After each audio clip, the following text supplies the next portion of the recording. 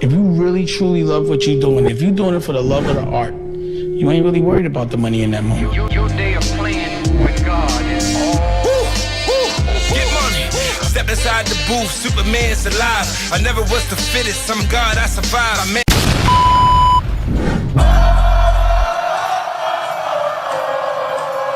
it's electric.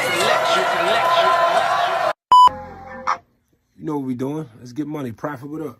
Even the making of Law and Order, which is, and that's really the thing that, we didn't get to talk about. Like, I remember cutting I Did It. He really saying what he's really saying in the joint. Like, if you listen to the lyrics, it's like a time capsule for young guys, in this city during that time, with the song. Just it takes you back to, like, you can kind of actually relive your early 20s.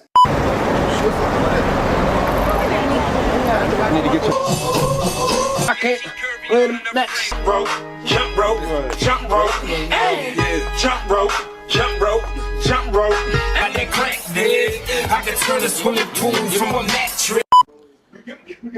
Boy, Wild Child DNA, Law and Order, 20 fucking years. God damn. That means we go back about 25, 26-ish. I knew you before the beginning. Go to the event. When I woke up, it was the next day. When I wake up, my phone going crazy. Everybody like, yo, boss man, dissed you last night. Boss man, dissed you last night.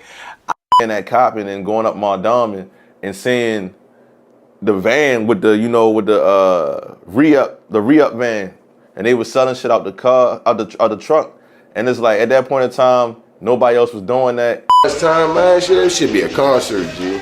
I mean, we was rapping up Mervo, bro. We was rapping up Mervo, G. You feel me? 100% royal, I'm the proof in my city. Face card don't decline, my spirit so genuine. The mirror image of me I hear something. Little bro, you already know what it is. 20 years anniversary, Boss Man, Law and Order. You that guy, man. Keep on pushing. Don't ever stop. Don't ever stop being you, shorty. Every day, this song, we blew the song through the roof. After that, he ended up having everybody on the song. Jim Jones, Gucci. Ago, you would hand out your demo, which would be on a CD. And I just remember him, Heavy Gold, Dollars, all of these guys I still know to this day, handed me their CD, and I went and put it in my my CD player in my car. And yeah, I knew there was a lot of talent on that disc. On YouTube to find out shit that was from their past and shit. This probably shit gonna probably say 20 years ago on YouTube or 15 years. Let's see. Law and Order.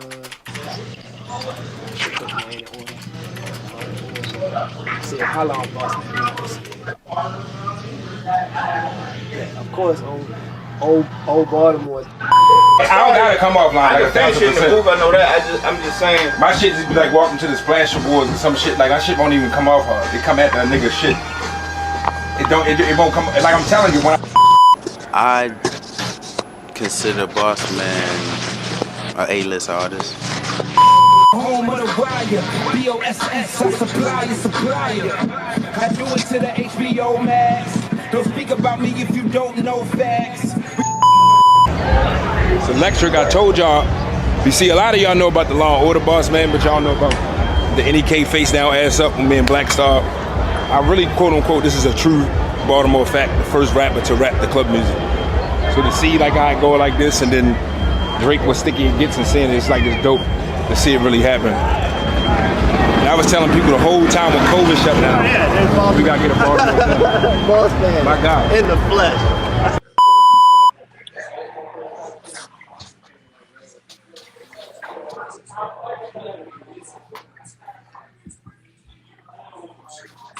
What up, what up? Was we live?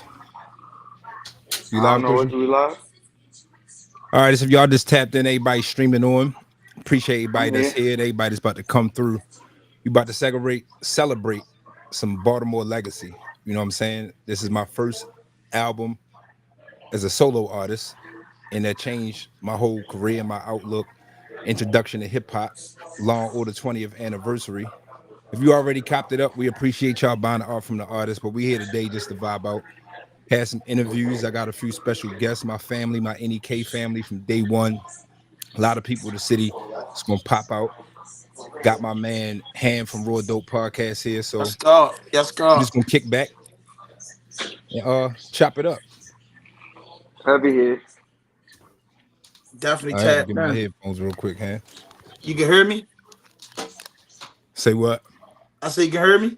Yeah, I can hear you. All right, pass locked on my mic. I got you on the stream on the TV, so we only can see one person. I cut my camera on.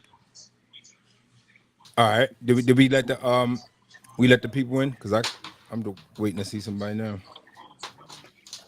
I'm in here, I guess. Y'all can see me? Yeah, Yeah, that that's sound like oh I Agent got my Mode. camera That's flipped. heavy. Hold on. Yeah, I got my camera flipped. Hold on, you I'm flip waiting. this camera. 4,000 about to walk through the door. All right, we gotta tap in. We gonna have my guy Mark Whitten. We got my guy Tony Manson, and we got DNA live in here. We got What it. up, what up, Wild what up, Child what up, what up? DNA. What's up, Dana? Family, what's popping? He said that. Look, Heavy one going live and just one hit. Don't hit me by my government right now, Heavy. I'm in my zone. You my That's brother, not but you his can't hit name, me. bro. If that was his name, then it would be a problem. That's not his name. What's I'm going on? joking. What's up with y'all? What's going on? What's What's up? up? What's up? Infamous What's up? Mark What's Whitten up? in here. 4,000 just walked through the door Oh, like like that's like a, different, a bro. superstar. Hey, It's different. there you go. Say what's up. All right, bet. All right, bet. All right, we in here. It's like an NEK family reunion in here. We missing Uh-huh. Tone, but Ham, you can start it off and do your thing, my guy. We can hear everybody. What it is, what it is. How I mean, about how you you just get feel about on it your being like your phone? 20th? It feel Get electric, on your phone. especially it's like perfect timing because as we can see, because we all on this phone, we hip hop fans. It's like this is our season. This is like when we came up as kids. The way this is shout out. I mean, the whole industry moving in that way, but Kendrick got it on setting on fire. So this is like my type of energy, my type of vibe was happening. So I had to celebrate it. Yeah. What you mean about that? You not to get off top, but like Kendrick, you feel like Kendrick set the vibe. I feel like he set the vibe too, because I'm a hip hop head, but I feel like the vibe been set. Like, you know what I'm saying? It's been growing. I It mean, we got was everything from really. Gazelda. They were stepping it, but I'm speaking it from an industry standpoint, not in a negative way, but we know that when the industry pushes something to the forefront and it gets in that, I guess we could say commercial status, the world seems to make it cool. You know what I'm saying? I felt like Griselda did their thing, but it was always held as underground. So Kendrick he doing a Super Bowl. So this is a worldwide thing that hip hop is back on a worldwide big stage. So I'm talking about from that aspect. We always been loving it, and you can find it because of the internet. But I think now it's gonna get the younger generation to be like, that's the new cool to be like that. Because unfortunately, that's how it works. So you feel like Law and Order was like, so like back when you dropped, like, you know what I'm saying? We had like the street official campaign going on. You know what I'm saying? Bonds was our lead man. So just knowing the knowledge of hip hop with Baltimore just in general, like when Tim Trees dropped, I never thought, I'm like, damn, like nigga, I never get on radio because you know, back then Trees was Mr. Don't Miss. And then you Uh-huh. came.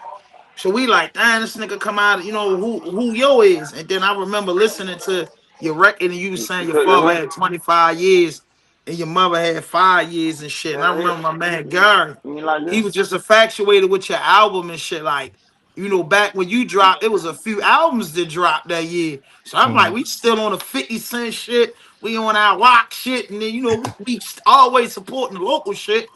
You know, and then you dropped, and my man was just like, he wanted to bump Boss Man with full fucking Get Rich or Die Trying. I'm That's saying, love. hold up. That's Wait love. a minute. We gonna And get a that's some local real shit. shit.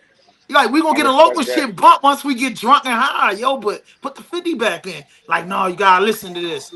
And I told you, you know what I'm saying, the first with the first track coming on, bro. You get what I'm saying? It was like, damn, yo, it was like now that you hear it, it sound like old school hip hop. But back then, it was more electrifying because you like, oh, this nigga coming in with the intro.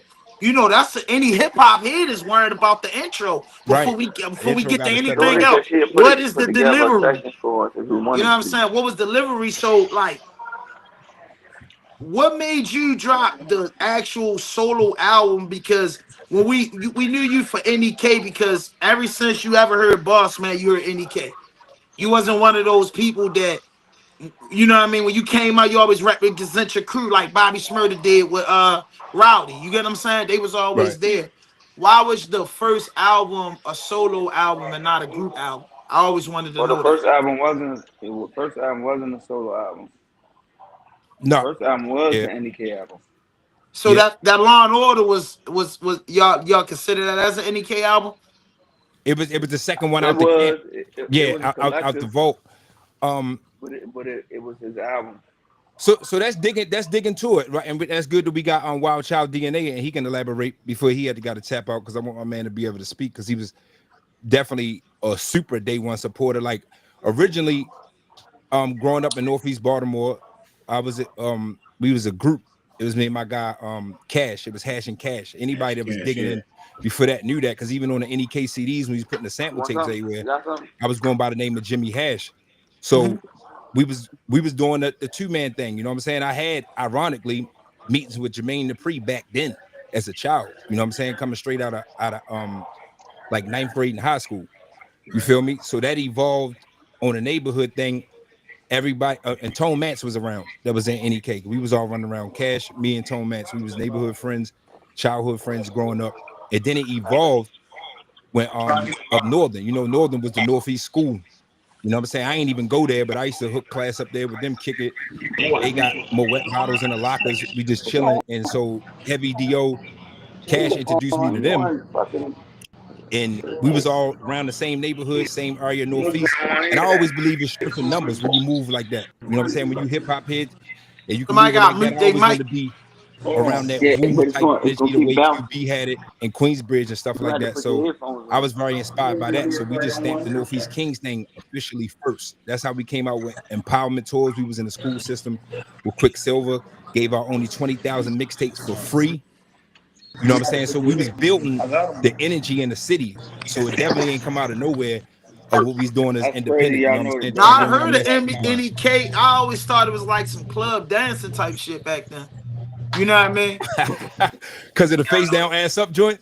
Yeah, and then it was just like, high school back then, if you was a rap crew, you had to make something to dance to. So you get what I'm saying? I never what I'm saying is we knew you and we knew about NEK because of the club joint and then just high school. Like you said, if you went to high school, a lot of dudes dropped out of high school, so they can't Somebody relate. back, I went to not to high cut you school off, hand. to the Somebody 12th grade. background crazy. Somebody got Yeah, mute somebody their got mic. mute their background if they had a That's Jagger. little That's Jagger. live party or something. All right, but Yeah, he did so it.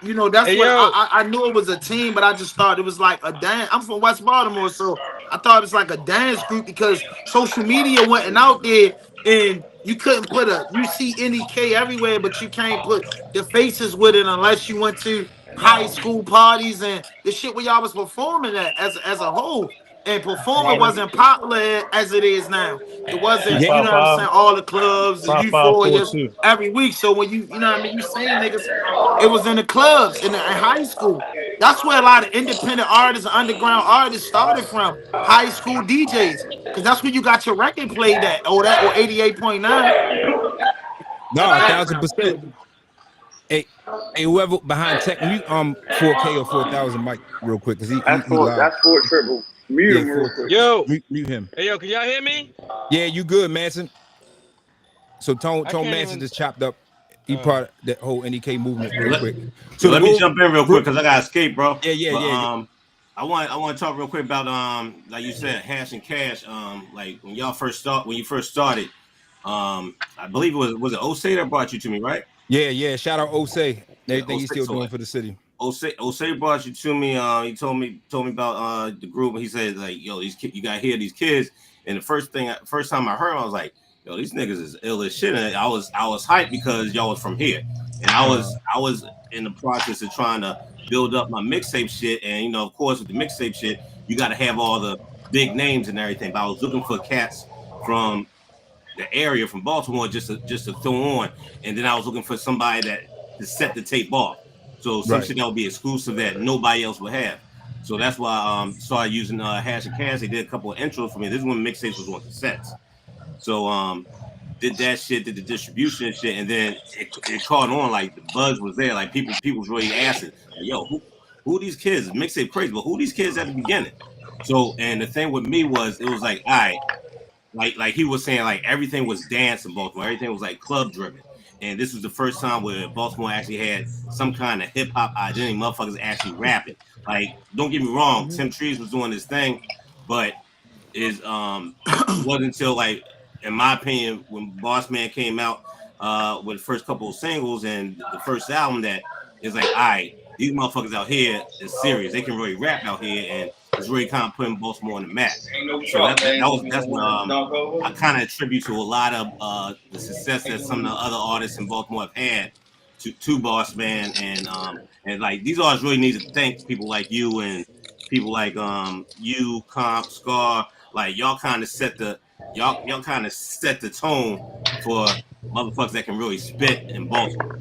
Appreciate that, my guy. Yeah, and shout out Yeah. to Scar, shout out to Comp. You know what I'm I saying? agree with you on the. I agree with you on. I agree with you on that. In a sense, you're absolutely right. Like that, Boss Man set the bar. But one thing that we got to do, because soon I'm coming out with a hip hop documentary, function by myself, because Dope. it was it was a lot of dudes rapping then, you know what I mean? I'm just blessed enough to know that, just to know everybody that was rapping, because you know what I'm saying, a little bit before it was like, they all in the same class. So that freshman cast, Caddy, the Don, Boss Man, even Trees, Julio Shalom, all them niggas, Right. Close and Scar, all them niggas is '05 and backwards, like, you know what I mean, their upbringing. You get what I'm saying? So, you know what I mean? I followed the trend, and he definitely had an impact. I think Boss Man was the first one to like get a deal and like step outside of Baltimore. Like, that shit was unheard of at first. Outside of Comp, you know what I'm saying? Comp did his Yeah. thing with Def Jam, but it was more realer because Boss Man had the shit up. What was the store? He had the posters all in the Oh, stores that was down my we was at dome. Soundgarden, we was at CD, we Yeah, had you get what I'm saying? everywhere. That We shit had was huge. Yeah. billboards on bus stops and everything. I think it just emerged, and elaborating with your conversation to follow, because I think it's an important thing you said, with everything being the club sound. That's why if you look at it, it's like even from the Hash and Cash, you got people like DNA doing what he do Mhm. is hip hop, where we take it where he emerged from the streets. That's where every artist got to grow from.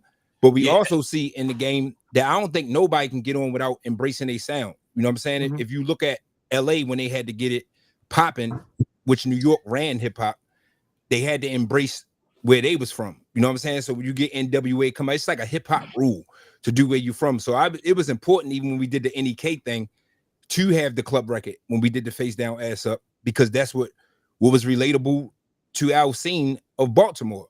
But when you combine that and you put lyrics, I mean, look at the blueprint. I mean, we look who we was looking up to back then. You got Ready to Die, you got Illmatic, we got stuff like that. But so Biggie still had to have Big Papa. So like when you go from the NEK to Face Down Ass Up was our version of that, because that's what was Yeah.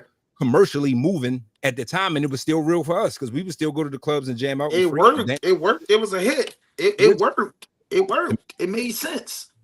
at the end of the You know what day, I'm saying? It worked. It worked. But One hundred another percent. thing I wanted to say though, bro, is like something else that I saw from you and from your team that I didn't see from a lot of other people is like you actually had a squad like NEK. Like whether you was there or not, I would run to these niggas everywhere, and they was in the streets working, pushing your shit, and the unity with the team and the movement was really solid. And that was the first time I ever seen that in Baltimore, in the DMV area, period. Like a movement of like a whole squad just pushing one project consistently, like beating you in your head with it to the point it's like, how can you not know this motherfucker? How can, and then once you listen to it, it's quality too. It ain't just like motherfuckers just pushing bullshit. So right? yeah, that's one big thing that kind of sets you apart from everybody in the region, and even in the game. That's like I feel like that's kind of what kind of put you in position to get to that situation with Virgin and to get the eyes on you from these majors. Yeah, 100%. That's elaborating that. While my guy Mark Whitman, he could speak about that because it was more part of the team.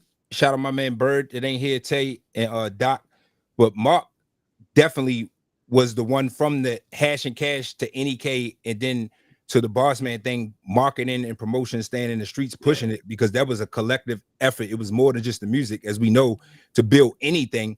It's gonna start with the art. You get the artist, and then we had the neighborhood behind us, but we still had to have people pushing it and then marketing it. So I mean, chop it up. I salute you, big brother Witten. You know what I'm saying? Oh yeah, Big no doubt, entrepreneur man. here. Yeah, I mean, I would say, man, first of all, shout out to you. You know what I mean? Shout out to Mo, Tony, everybody. I would say, man, like for me, what made me do what I did was, I just wanted to just represent my neighborhood. You know what I mean? And when I heard the music, matter of fact, I think the first song that really got me wanting to push it was that Iron off the Welcome to the Palace, right? That shit was hard.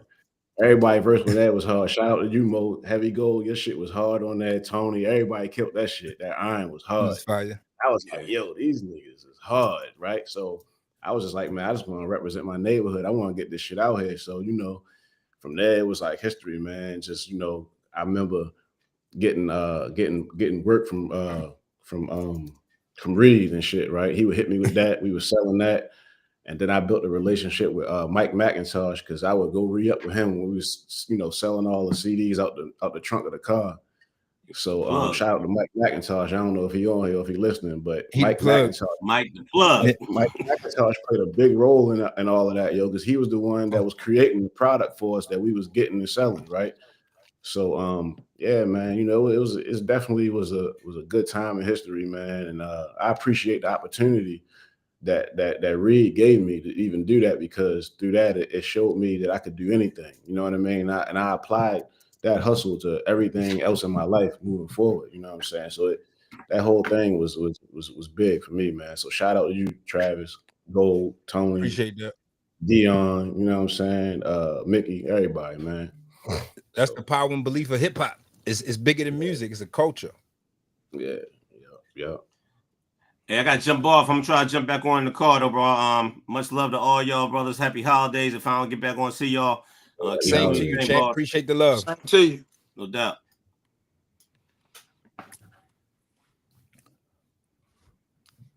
All right, so we tapped in here.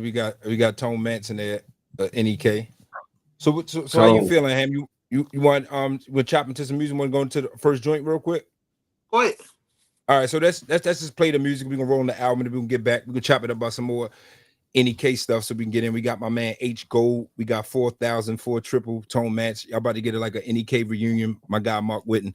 We about to play opening arguments. This is what we was talking about. This is the intro. Like when we said when we was coming up in hip hop, the intro mattered. And like I'm gonna just be a buck. I'm not disrespecting none of the energy that's coming out. But this is when albums matter. You know what I'm saying? Now we in the streaming game, so everything moving so fast, people just be putting together their work like mixtapes. But the intro was the most important thing. The story was told opening arguments. It was Law and Order. It was inspired by why I wanted to be a rapper, to write my pain in my journal from seeing my parents being incarcerated. So I treated it like it was a court case for me taking over hip hop and taking over the city. So y'all check that out. If you got the album, bang with this one time. We can get back to talking.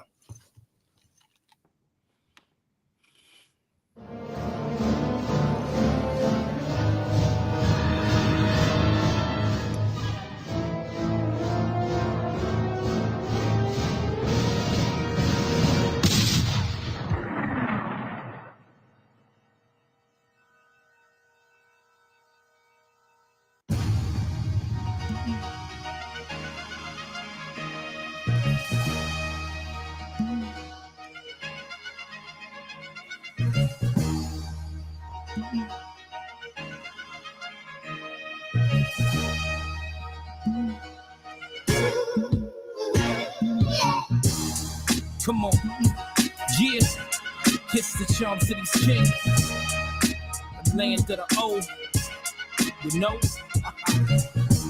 got the highest murder rate, AIDS rate, the most underrated rappers, except for me. Let's get to this shit, baby. Yeah, hey yo, the boss man's here, Neezy's here, NEK one up, this is out, yeah. Come on, came from the rear, now I'm front tier, stick shift flow, let's get this shit in gear.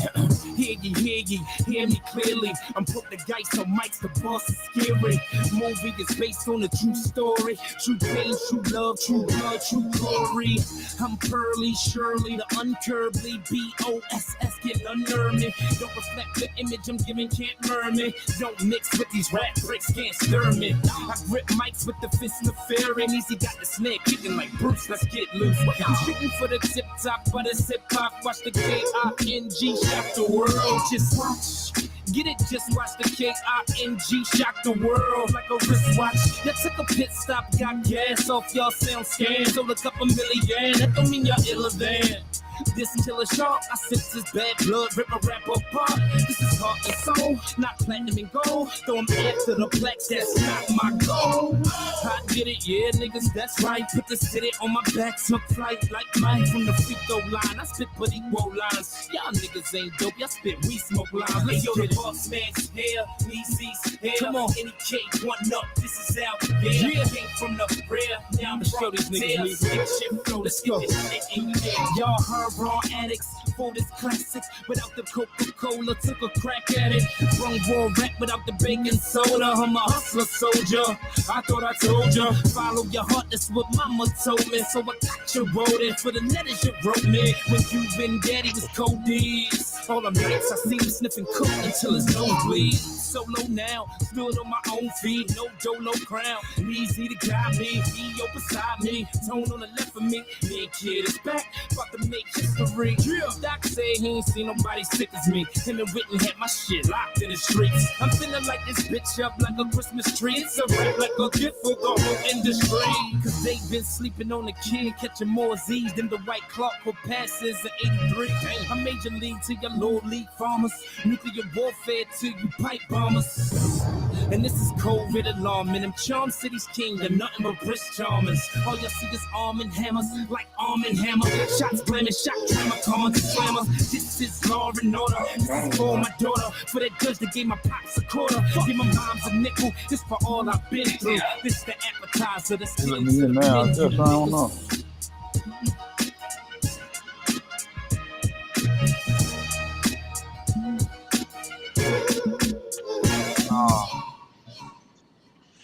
Yes, sir. Back in it was live. How ironic this? I tell y'all that my man Kid that was managing me and was behind all that pushing it. I'm not joking with y'all at all. He locked up.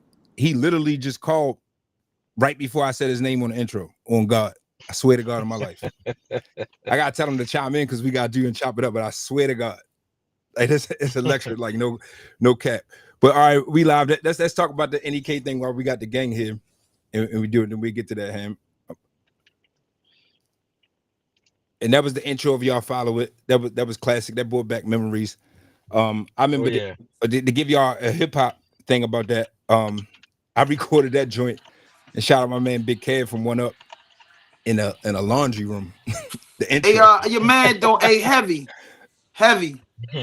This for him, man. Hey, man, I gotta get you on my platform because I'm just saying this. Baltimore a small place, but I see you everywhere. I see you, I see you in a lot of hip hop joints and spots, and I'm like, yo, I don't know how we. I think last time I seen you was at a Conway joint. Yeah, so we gotta link up. I definitely gotta get you on the platform. I don't feel right, boss man. You gotta orchestrate that NEK thing. It never slipped my mind. This man been on the show. It's like he's my co-host, so I don't know how I had the whole NEK guy. So it's his fault, man. This thing bigger than me. It's boss man. We reuniting the energy. I need the NEK interview. We connect. I need that. So I'm just saying, how did so you saying it started with y'all two, but just like. It's just like some of it's kind of like hard to ask certain questions when you just like know the history. I thought that was a hard title.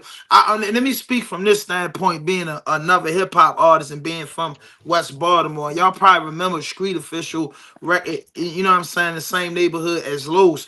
So when I seen the NEK thing, like back then, we appreciated like the way these kids is carrying it with the music is bananas. But hip hop had a community back then, and when anybody had a shine, like y'all was on the radio, like it wasn't nothing bigger. Just having the mind frame that we had coming from Baltimore. If you was on the radio, I didn't know nothing about royalties, spends or nothing. I just knew if you was on the radio, I thought you made it. You know what I'm saying? Like all jokes aside, you on the radio, them niggas made it. We be in huddles. I mean, the K niggas made it. They big. they big superstars. So just having that at a young age, because I never had fame at a young age, having that hip hop fame at a young age in the city and being known like that, what was that like for y'all? Just like being really popular in high school and not popular for selling drugs, really being popular for music. How does that work? Um, The same way. Y'all it, can you hear me? yeah, that's for triple. Yo, So he can tap in and elaborate. While we don't see his face, we can definitely hear you, but I can't see you. But go ahead, you can talk. You lie. Can y'all hear me? Because I couldn't. I was wanting to chime in for the last Yeah, 15 you minutes. Gucci. You Can you hear lie. me now? yo, You lie. yo. Can y'all hear me? Hey yo, I can hear you. I can hear you. Yo, listen, yo. We had shit in the headlock, yo. That shit felt just like having all the yo. That's what that shit felt like, to be honest with you. Yeah. Yep. That's what that shit feel like. We had that shit in the headlock. Ain't no figuring it out. Like you ask all them niggas you speaking about. From Scar to any, Yeah.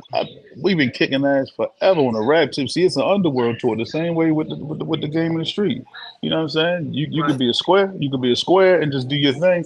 But if you was in the rap shows, if you was down there, who them niggas will really get busy? Yeah, the boys from uptown, NK Yeah. niggas get busy all day long. I've been fucking shit up for a long time. Like I'm just being, and I can speak freely like this. Nobody gonna be like, nah, yo, bluffing. No, I'm dead serious. When it comes to that rap shit, we was Nah, already that's like young nah, with it, that's and then nah, that's that's how it facts. spilled over. It didn't spill over from just dropping certain shit. They already knew who we was. You know what I'm saying? On the underground club shit, how niggas go be dancing and shit. We was going to rap shits and fucking shit up bad. You know what I'm saying? So from there, Hmm. it moved on, and they was like, yo, these niggas ain't nothing to be fucked with. Then all that commercial shit came. You know what I mean? So when it came down to having a little bit of fame with it, and you don't put the work in already, shit, that shit felt amazing.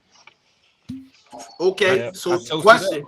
So now I like the way you talk. And one thing about me, if you check my platform, they gave me a rack of questions, but this is why I'm not with DTRL or 92Q or nothing, because I gotta do it my fucking way. So now, Yeah. who did any K with all members? Cause we out of the era where you had to do this if you was an MC. You couldn't do nothing else. You had the mic fight. You couldn't be pretty and just had the record. So when you say that, had the streets, and you're not lying. As a hip Yeah. hop head and as a person knowing that, you're absolutely correct. Who did the NEK crew battle to solidify to be bar lords? All right. So everybody, somebody want to speak to? I'm gonna let it out. I mean, I'm gonna I mean, say, if you want to chime I in, say, yeah, we can go. Have you can start. Yeah. Go ahead. You can go ahead. it was Scar. But let me Uh, say, let me have Yeah, it for a second, if y'all don't yeah, mind. Let it's me have deeper it than for that. one I'm about to second. say it's deeper than that. Yeah, go ahead. So, so the scene wasn't always battling and shit, right? The scene was if you was nice or if you was phony, you could really be, you know Right. what I'm saying? Some cut. You used to go down, go to little, it was not talent shows. It was like open mic shit and performing and shit like that. But if you get Ciphers. up there, if you Ciphers. get up, yeah, that type of shit, you build your bones like that. You know what I'm saying? It's just like fighting in the street. If you fucking niggas up, niggas ain't gonna want to fight you. You know what I'm saying? So the battle Right. shit, it wasn't a lot of niggas jumping out there on the battle tip at all. It was just like, yo, these niggas show we put together. They raps be sharp. They always look like this. Them niggas is like A1. That's where it came from. right. So everybody we done bumped heads either whether it was a verse here there or whether it was a whole Mully man and Boss Man or the That Scar was a and battle. Boss I was ready to Man. say that was Yeah. a battle. No, I'm Yeah. But saying I'm yeah, gonna be it, honest it with you. was. That came later though. You know what I mean? But that That was came never a later. real life battle. It was like But we that was never being like. battle tested though. But listen, Yeah. we never like. All right, outside of music and recording songs, we, that never happened. With Scar, yeah, we used to do that shit. But Yeah, Oh, so they talking about this on a mic tip. he talking about on a, so when you go battle test it, it started from ciphers. I know I was into that rap Cypher, when we was in Northeast around the way. Uncle Harry I'm gonna boys. go I used to be up outside. on the strip before we even had the NEK thing connected, and then me and Heavy definitely used to be down the dome going in with ciphers outside. If you talking that Yeah, raw, it'd be you know Yeah, like what I'm I'm saying? me, talking man. that poor. I'm Yeah, talking one love. You know how it and, is. and Yeah. When I mean, Scar was always the thing. That was always like a thorn. You know what I'm saying? It was coming up because Scar was putting in work. Like we can't lie. You can't be from Baltimore hip hop and not acknowledge that. And then me and Scar went to the same high school, so it elevated it from the dome to the high school thing. But us moving as a unit, it was sort of like we I had went a to 12 target on our outside. back We keep bouncing because we off was like each other. clicked up and did it. But What's the thing? I don't think we got Take no home from L's. I think somebody I'm got gonna keep cutter. it a real hip hop thing. Take home. I think the only thing you When can y'all say got is cutter. it is a talent show that they gave it to Scar. I think he beat a talent show to beat us if we going there. But I don't. No, If you talking about how we get busy and probably loaded Lux at the Drew Hill, y'all wasn't out there. We bet that was like a $5,000 bet. A lot of people don't know about that. The city that happened in Drew Hill, I'm not and smoking this motherfucker I'm right just a now. fan of hip I hop, bought so this I shit get a real. That was from probably the only person that I felt that I probably took an L to for battle, but he does battle rap me for like a gift. But that's Okay. still my guy. I done chopped it up him numerous of times. But besides that, the stats speak for itself. Yeah. Oh, you want to punch? I respect Hey, that. heavy, I respect heavy, that. we on the live. You got to mute your phone. Yeah, I need my wife to bag me. Hey, mute heavy. Go hold for me. No, I'm here. My bad. My bad. I'm back. Oh, he said he back. My bad. Yeah, My bad. All right. All right. yeah we got to So take you down the dome and make you and you had to freestyle again. yeah, So would and it be I an never was. NEK I was reunion never scared album? of it. So the. All Um, right. What was the yeah, question? we try and push it right now. We could play a joint. We can get into a joint off Law and Order Reloaded, and then we could talk about that real quick. We definitely try and put that in motion. I'm telling you, we excited that the hip hop Even culture before just that, grew. hold on. Can we roll back that one question? Yeah. Huh? I say Yo, yeah. I do Wait. want. I can we do. roll I back to want to one question? elaborate. Yeah, go ahead and talk. We chopping it up. It's a free conversation. What y'all want to say So, before we so get to the joint? can you Go ask ahead. the question again? He said, would it be an NEK reunion? Yeah, it could be. Yeah, I would love that shit. I would love it. Yo, I want to give. I want to give somebody props real fast because Joe was on point. Scar got busy. He know and we know exactly when he got busy. I gotta give it to him. You know what I'm saying? I'm gonna tell you that now. Shorty wasn't slight at all. He got busy. You know what I'm saying? And shit went his way on that. Man. I give it. I give it to him. And it's my man. You know what I mean? So I do want to say, let me get your name though. The Yeah, I host. just want to post. I Ham, want to. Ham 5,000. You said say it one more time. Ham, HAMM, Ham. Okay, hand. So let me say this. And 5,000 too. You 4,000. Thank you, bro.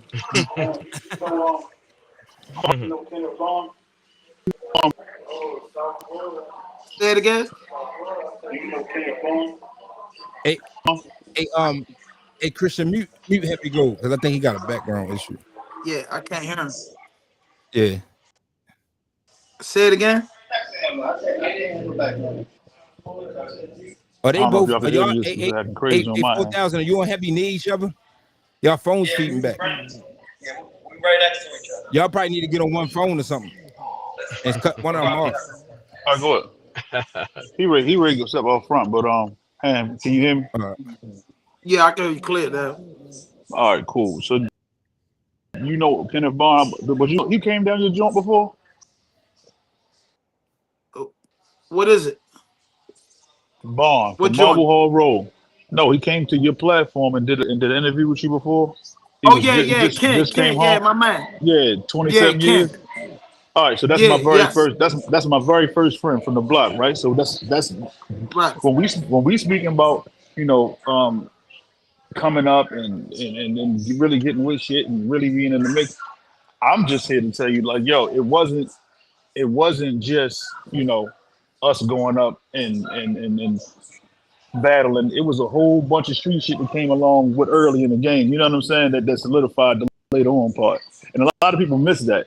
You know what I'm saying? And hopefully, you know what I'm saying, we can really get to the mix of it because I want people to felt like rapping, and that was just cool. And they know the support was everybody had like like a hidden gem. You know what I'm saying? Nobody knew what time it was till now. They see, you know what I'm saying? But for this, you know what I mean? We was in the midst of a whole bit running around rapping with niggas. A lot of people I want to get their love to. We ran in the Los early in the game. You know what I'm saying? He was around, so I was around. There's a few people up that ran with what area. Who was there, Trav? Who was them Your guys? phone chopping up a little bit. So it's when you said who them Muted or guys? what? I Yo. mean, back then it was like, back then I could just, give you the names, from my knowledge, back then it was like who was killing it. It was Trees, it was y'all, it was, Boss Man and NK guys. It was Caddy the Don. It was 100 grand. He's the first one to do the gangster grills. Shout out You Honey had the coming, little coming dude. home. You had the little dude Leak with that shaking it, shaking it. He had a decent run. You had Comp with the Def Jam situation. Of course, you had Scar. I feel like Scar, one of the artists that put in a lot of work. I went to Emerson with Scar. I was in a rap group with Scar back up Emerson, and Scar always like. You know what I'm saying? Like that's another story. Like Scar, he the goat. Like you can't even mention. I got a saying, Scar Akbar, like one of the playground legends of Baltimore, because that nigga that that was nicer than Michael Jordan or nicer than LeBron, but just never made it. You get what I'm saying? I'm not gonna say he didn't make it. You know what I mean? His making it. In music and entertainment, you're making it is different. Everybody don't get to the platinum level. Everybody don't get. You know what I'm saying? You eat, but it was a lot of dudes. It was a lot of dudes out there. But leading up to now, 2024, like Boss Man stay relevant through the rain. You get what I'm saying? With him not being the most popular artist, but a lot of artists, younger artists, don't know the history of don't know the history. You get what I'm saying? And I felt like it comes from like a lot of older traditional artists that came out before 2010 that had that 10 years in the game, kind of left artists is like Scar out there and Boss Man out there because niggas stopped like working to where as though the younger crowd took over the hip hop scene and they don't even know what's going on. You get what I'm saying? They don't, you know what I'm saying? They don't have a clue. You know what I'm saying? They don't have a clue. They don't have a clue because a lot of dudes real life hit. A lot of dudes went to prison. Some dudes got killed. Smash. He was a big thing. RP Like Smash. if that boy would have stayed alive, you get what I'm saying? He had a heart attack. Los went off to California and did his thing. But it's like one younger guy asked me like, "Yo, I thought Los was from California." You get what I'm Damn, saying? You know what I mean? No, for real though. You know what I'm saying? That's the Because bigger history. that's tough. it's serious. It's serious like that because I'm You can always on unmute my heavy too. platform. No, my bad, I'm Ham. I'm sorry. yeah, I'm always on my platform before we get into the record. I'm always trying to mix. I'm trying to mix like I'm trying to mix it up. Trying to mix the smack with original smack with you know what I mean. I try to mix Yeah, it up, so I always bring up the older guys that's my age that I get on the platform, and they be like, man, I don't really be listening to none of that shit. I put them down. Then the younger niggas that come on there, I put them down. You get what I'm saying? So I think NEK, I say all that to say I think an NEK reunion is just mandatory for the history book of Baltimore. You know what I'm saying? Just for what y'all done and the legacy y'all done is like when y'all bring out a record, just to even replay that with a documentary, you know what I'm saying, with a biopic with that because it makes sense and it gives the up and coming artists, it gives lyricists, it gives niggas not afraid to do club shit. Let nigga know what's going on. Like, boy, you ain't just get here. These fans ain't just get here. We been digging this hole for years, this underground hip hop thing for years in Baltimore. And I feel like y'all story need to be told. Let's get into that I, song. I agree with I, you. I appreciate that, man. That's us. Yeah, I agree totally. That's So, real so you talk. might Because have it just said really it good. matters, bro. It You, matters. you might, yeah, it do Yeah. matter. History got to be there. And the only thing I'm gonna elaborate when we say it, like how we saying, I love the fact that you created this platform and embracing it because it reminds us what we did. Like when we did Yeah. that and decided to click up and bring Yeah. neighborhoods together that wasn't together, like you got to figure out we had, like how Yo was saying, it's homeboys that we homeboys with that might ain't get along, that might ain't had it, but through the music, we made everything cool to do for everybody to rep their t-shirt, to rep a whole movement of the side of Yeah. town. and put the stamp to make. You wasn't hearing about Northeast Baltimore nowhere. It was East No. Side, West Side, is y'all down the hill. I ain't gonna lie, we You know did what I'm saying? create that. We made that happen through art. Yeah. Yep. And we didn't even create that on Yeah. purpose. Yeah. It was just like we Northeast Kings and just happened. And then that shit became a neighborhood. Hey. So Yeah. so legacy never dies. We're gonna get into this joint. It's on Law and Order 20th anniversary reloaded. Buy the art from the artist. You can stream it direct. It's not on no streaming platform. You know why it's not on no streaming platform? Because they ain't paying. And when we get into the game, we want to own our art and give it back. It's our own label. We've been independent since day one, and we still independent 20 years later. So if love is love, y'all check us out. Let's get into the music. Let's go. Right here. And we still talk when they talking. I've been gone so long, I ain't even know how to start a rap song. I ain't even know I be coming back from a couple kilos in the hatchback song. Hurt to death, like it's my side bitch. Back like I never left, ain't the type of side switch. Sig and BX, 30 shot, that's my side bitch. Treat her like a bench press, always keep a wide grip. Never thought of some campaigns, the politicians screaming no apprehension to my acquisitions. When it comes to the money, I want the most of both. This doc on Saturday, Amalfi Coast. Ain't trying to boast the shit, I'm about the loaf. I'm beast, I'm ghost, I eat, I don't stop the choke. It's no feast, we don't leak, we don't stop. Let's go. I said it's no East Kings, we don't stop. Let's go. Where would I be if it wasn't for a key that opened up the door that walked me to the streets? To bump into some niggas that was thinking like me, like man, we all poor, but fuck it, we all kings. With a lust for more, screaming fuck the law. We all heard life's a bitch, then we fucked the raw. I went to jail and came back, then I fucked them more. Carried the weight on my world, it never crushed me, Lord. If I don't make it in heaven, I'ma rush the door. I promise in my heart, I'm a Obama for sure. But if he want drama, I'm a Osama the whore. Minivans pulling up, niggas sliding the door. Leave a mess on the side of your Honda Accord. Now you're thinking about your mama on some Donda shit. But we all about that smoke when that ganja lit. Boy, you fucking with some kings that'll die for this. If you hear your shit and you become a shit eater, told Paul I'ma kill his bitch if he don't kill Peter. Show me your leader, I'ma show you a bitch. He a 30-year-old pussy and his 40 got a dick. You niggas fuck. Let me dial it back. My little nigga sprayed him, left him wet as a shower cat. Shot him, then hit him with the fin. Power nap. Call it what you want, but ain't no surviving that. I'm lying like a bitch. Tell the DA and judge. These is Nerf guns, they don't hold real slugs. We some fake niggas, never sold real drugs. We from Northeast, nigga, we ain't got no plugs. Psychology reverse. My motto is the Columbine is first. The body and the blood of Christ quench a nigga thirst. I must be your employer, how I get these niggas work.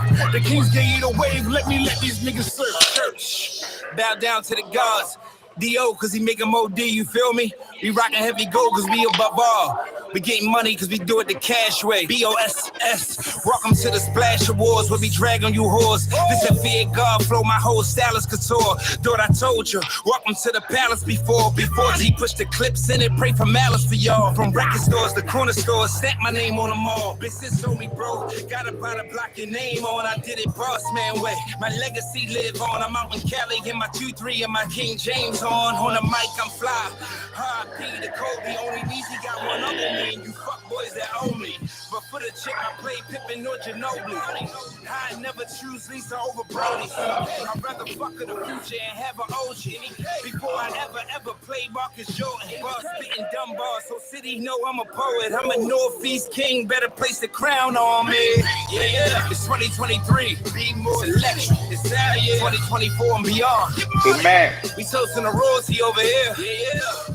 We toasting Big the trash. longevity over here. We Thank you. toasting the history over here. Hey, trash. Get money. Doski Woski. Get money. The money sound like man.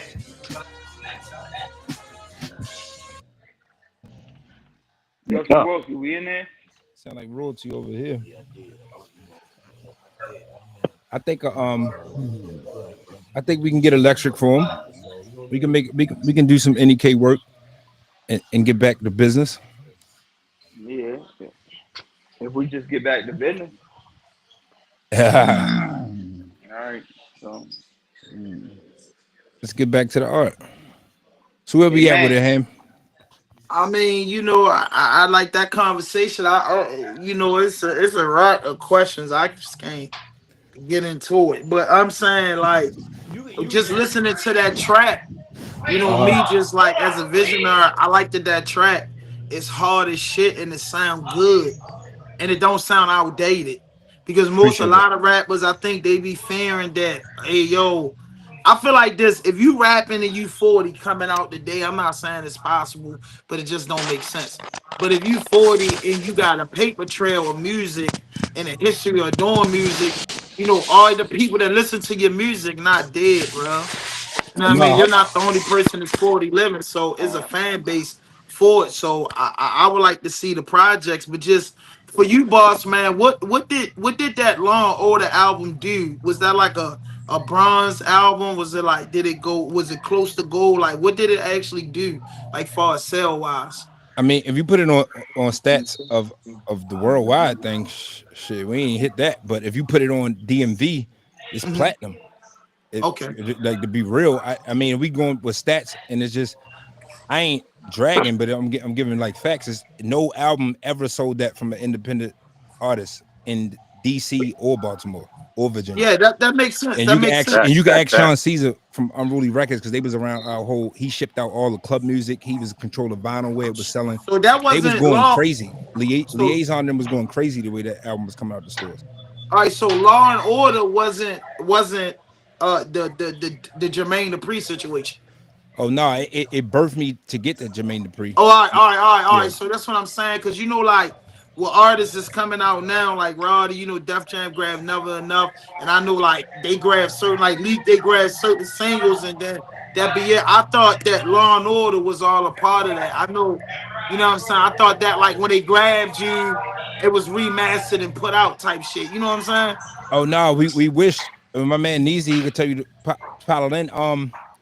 Politics of the game. Like a lot of people don't understand. Real quick, somebody background is loud where y'all at. Just mute that.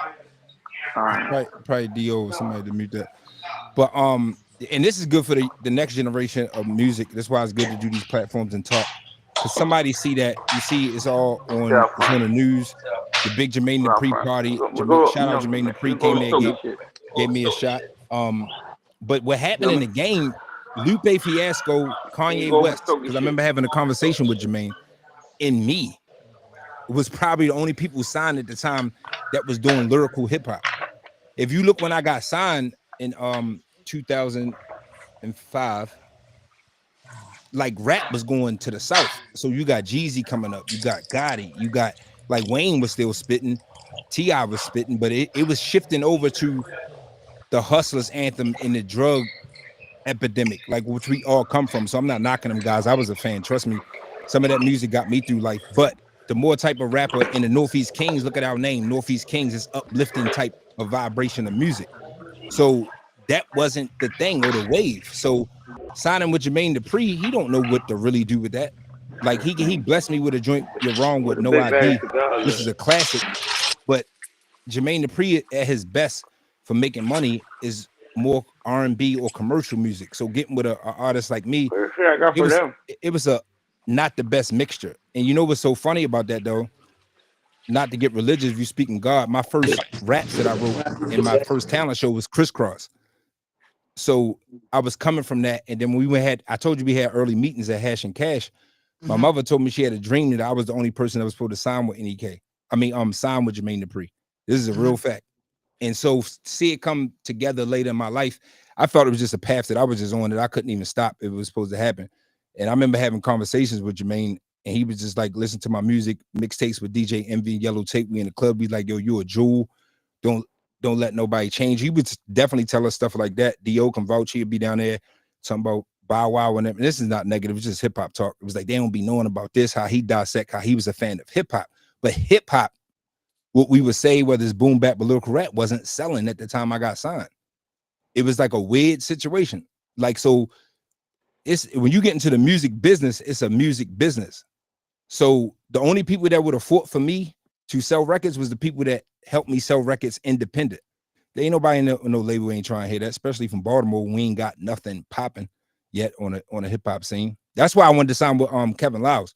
We had to talk, and that kind of pissed me off, and he noticed. So it ain't not like I'm saying that was the weird to me, but it was a lot of respect because he ain't mislead me. He told me he wasn't going to sign me.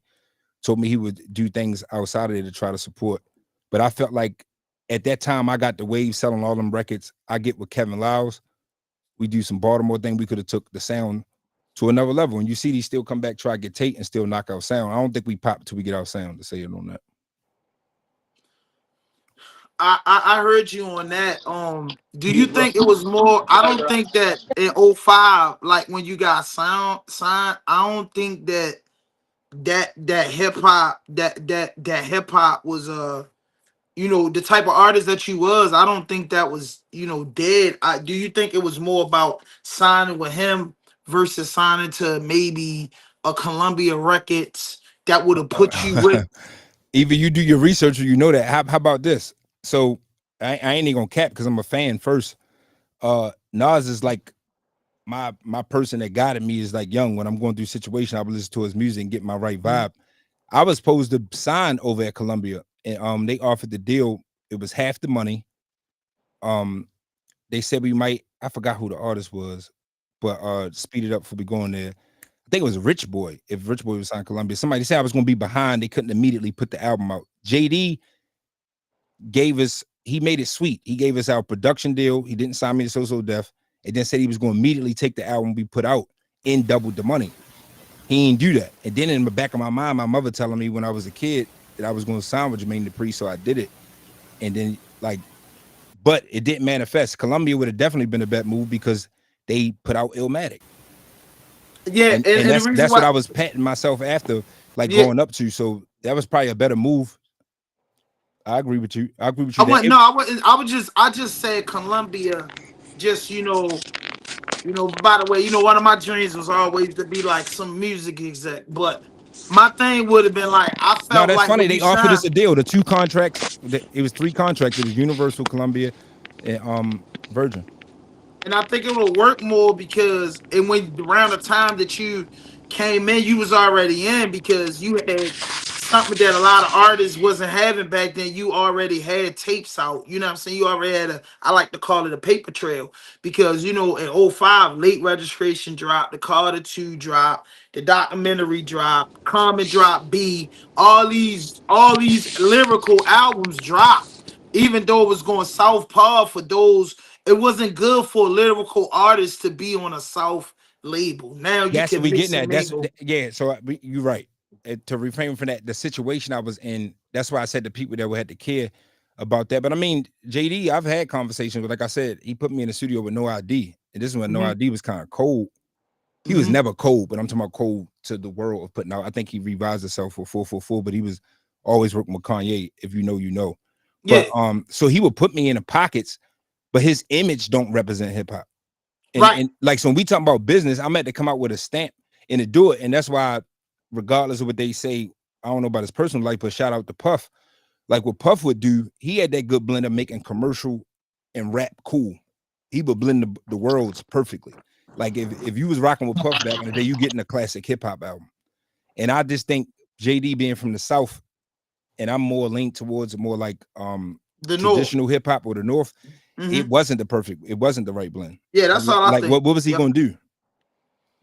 But it's crazy Mhm. though. My first talent show, I'm doing crisscross. That's what I come up with. I'm writing raps to my mother, listening to crisscross. Come out there, then I'm meeting with that. So I don't know. I think it's No, just I'm energy just in saying the it's like a universe. dream come true. I get that part of it. I just said No, I I agree with didn't you though. understand No that facts. back I agree then. with you. A different situation, and then Yeah. just to share this because it just popped in my head. This is Mike Lynn from Aftermath. Uh, my man Neezy, that was production company I was signed to that was producing me. He executive produced Law and Order. He had me at his Mike Glenn assistant house in LA. And Mhm. I mean, we sitting there was talking to his Caucasian lady. She was telling him she liked the lyrics. I would fit good under the Dre thing, but if the stories they tell you about Dre is really the truth, you Mhm. you would be waiting. you'd be on the waiting list working with Dre. And when the bills is due and the rent is due, the checks look different another way when somebody got a media check. No, absolutely. Because what was mostly notable, I was locked up. You get what I'm saying? When I heard that that club out there by Brooklyn, Jermaine Dupri came down, it was live on the radio. It was like, damn, this nigga really made it. This nigga Boss Man and then went from a club joint to him dropping an album. Now he with Jermaine Dupri.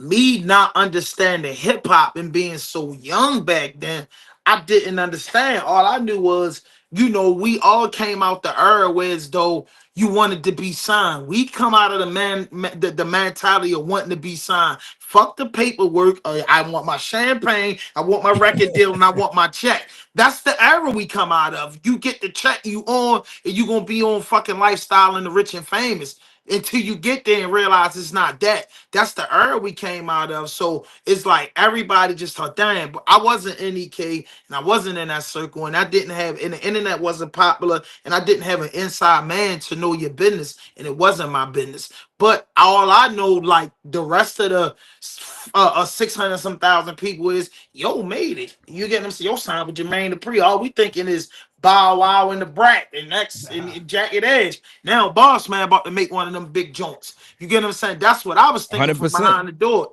You know what I mean? But now once I got older and learned music, like damn, that's what happened.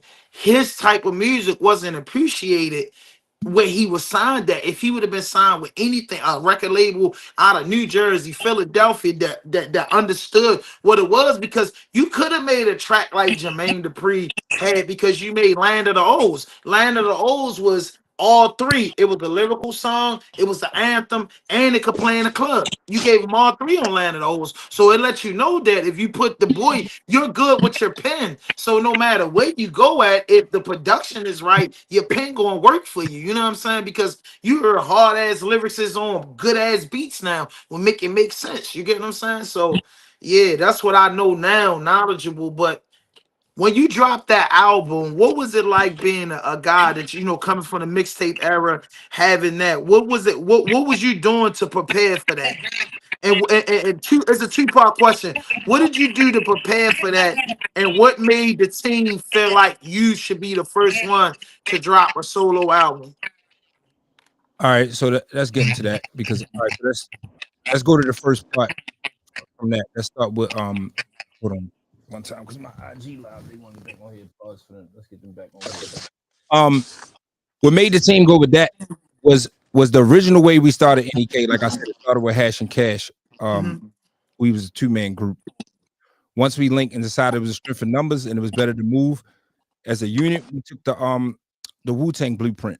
So we had a hotline set up. So we had the empowerment tour. We going to the high schools. We passed out 20,000 mixtapes, volume 1, volume 2. Then the first ones to do it, because Lil Black swear he do it. I ain't mean to cut you off. Well, But shout out everybody's Lil Black, claiming but high that's false. schools. You might But need to do his NEK was history. the first to do it. We was the first. Yeah, we was the first to do it, to put that in motion. Shout out Quicksilver that did it. You know what? I'm gonna give. Actually, I found out because we was dragging. They said Frank Johnson and them did it, and they showed me some clips of that. That's how much we don't know our history. They was in the schools doing it, so we might not have been the first. I know I know ain't nobody give us that. Bro, I wouldn't Yeah, right. We the first from our generation, and nobody gave us the idea. We just did it. So we had a hotline that it was set up like real business oriented.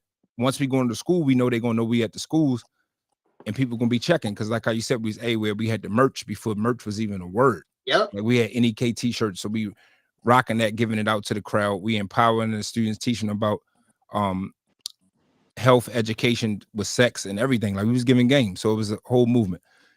We couldn't wear them shirts, y'all. I remember them shirts. We couldn't wear them, bro. You will get called all types of bitch ass niggas for wearing an NEK shirt, you will be a from dick Northeast. rider. Yup, Oh, niggas Baltimore, giving them joints out. You will be a cold blooded dick rider if you rock that shirt. There's a couple niggas had it in their house, but you be Baltimore like, yo, you famous got for doing NEK that. shirt on. So to speed that up, so the hotline was coming back. My name, I mean, everybody's dropping everybody's name. Shout out to the gang, but my name was a little bit more in the forefront, get mentioned more in the answer machines. But that was the plan anyway, though, because if you marketing something, you put a product out there. It's like if you got 5 pair of tennis shoes, you put them out and see which one's going to sell quicker. That's the business part of it, right? So I was in the group, so I was being loyal to the group. to do the Hash and Cash situation. Like I said, my man Kid, they called and shout out One Up Entertainment, Neezy. They was already producing for Cisco, moving around with Cisco. So shout out Cisco, he from Northeast Baltimore too. Facts. So and we both went to Mervo. So as that started going, I was trying to they see the buzz what NEK will be doing. My man Kid had one of our Cisco homeboys pushing him. They doing stuff to do Cooley High, but we already had a relationship. So he chimed back in after he made it with Cisco, got his information, was like, yo, let's fix this little unnecessary little beef we got. We childhood friends, let's get some money. Came up with the plan to wanted to push the Hash and Cash situation. I tried to make that work, but they couldn't get along. So I figured it was best interest to keep us to get some paper as well as to strive for things that I wanted out of my life. I did the solo project. Nobody hated on that from the clip, except for one particular person. So we ain't gonna talk about no negative energy to keep it pushing. So that's what made it push. It was like, let's do the Boss Man project. I just grew out that Hash and Cash name because it was just over with me as I was starting to mature. Because I was young. I was the youngest person in the group too. To say that. So I pushed myself. I was like, all right, I'm doing this Boss Man shit. And he had a blueprint of how to get into the system. Like, keep in mind, my producer that I rock with from DC, Neezy, he's already producing on Unleash the Dragon. Got records out with Ice Cube. He run around with Chucky Thompson. So if I go do this solo project, we in the system now, so I can learn some new game. So everybody supported it. The rest of the clique supported it. So it was still NEK. We kept the group thing going. So it's sort of like how the Wu did.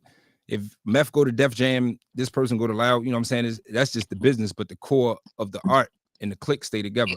So that's how we rock that. So that was cool for everybody to push me because I had the situation business-wise. How many total projects did NEK put out? 3. If you count the original NEK, more came out as the Boss Man thing. We got a bunch of mixtapes collaborated after that, but 3 came out under NEK as the original. The original. Yeah, the original group. And all them, we about to put everything out for everybody in cop that's seeing this. And then when you move to say, well, prepared me for it, bro. I grew up off, I'm telling you, rap changed my life. Like, and when you growing up and you outside and you going through shit in your house and you can't just speak to your homeboys about certain shit. You know what I'm saying? You know, we grew up, keep what's happening in your house. Like, my parents locked up. I had to lie and say my mother was in college and then go visit her on Sundays. So the shit was like a journal. And then when I'm hearing like Illmatic and I'm hearing like Biggie rap and I'm like, and then Tupac, I'm like, yo, the shit these niggas saying when I'm outside on the block watching niggas hustle and I'm just like reading the back of lyrics. I'm looking, I was like, I ain't doing this shit for the rest of my life. Shit got to switch and change. So I just tapped to my pen. It was an outlet. It was a mental outlet. And I just never stopped it. So it was like my religion. I ain't need church. I ain't need nothing. All I need is a beat and some music and I'm vibing. And so what you drop, being as though we on the 20-year anniversary, I gotta ask you, what you drop in that Law and Order album, you know, throwing the ball in the Oreo joint, you know, you just get a lot of love from that. And, you know, linking with one of the, you know, craziest producer, and I feel like another person that don't get they just due and should have been way further in life. That's the OG, the God himself, you know, Raw Lee. You get what I'm saying? Shout out Raw With Lee. Raw Lee. That's the sound. You know what I mean? That's the sound. So with that being said, all your other bodies of work you put out, did you have what other project you put out after Law and Order that you had the same momentum as Law and Order? Because it seems like everything was intact, the business, the crew, everybody's on one important. You know what I mean? You got signed after that. You know what I'm saying? I was locked up. I heard you moved to Vegas for a few years. You know what I mean? I put out the second album, the re-up after that.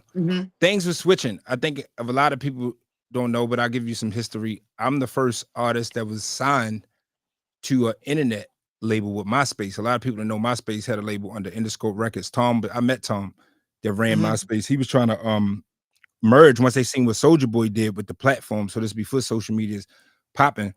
My man Kid was out there working because, like I said, from his Cisco days and everything he was doing, he stayed in the loop of knowing how the business goes. So I stayed on my independent grind. As soon as JD gave me my papers, like I ain't get locked up. I will say shout out to him for that.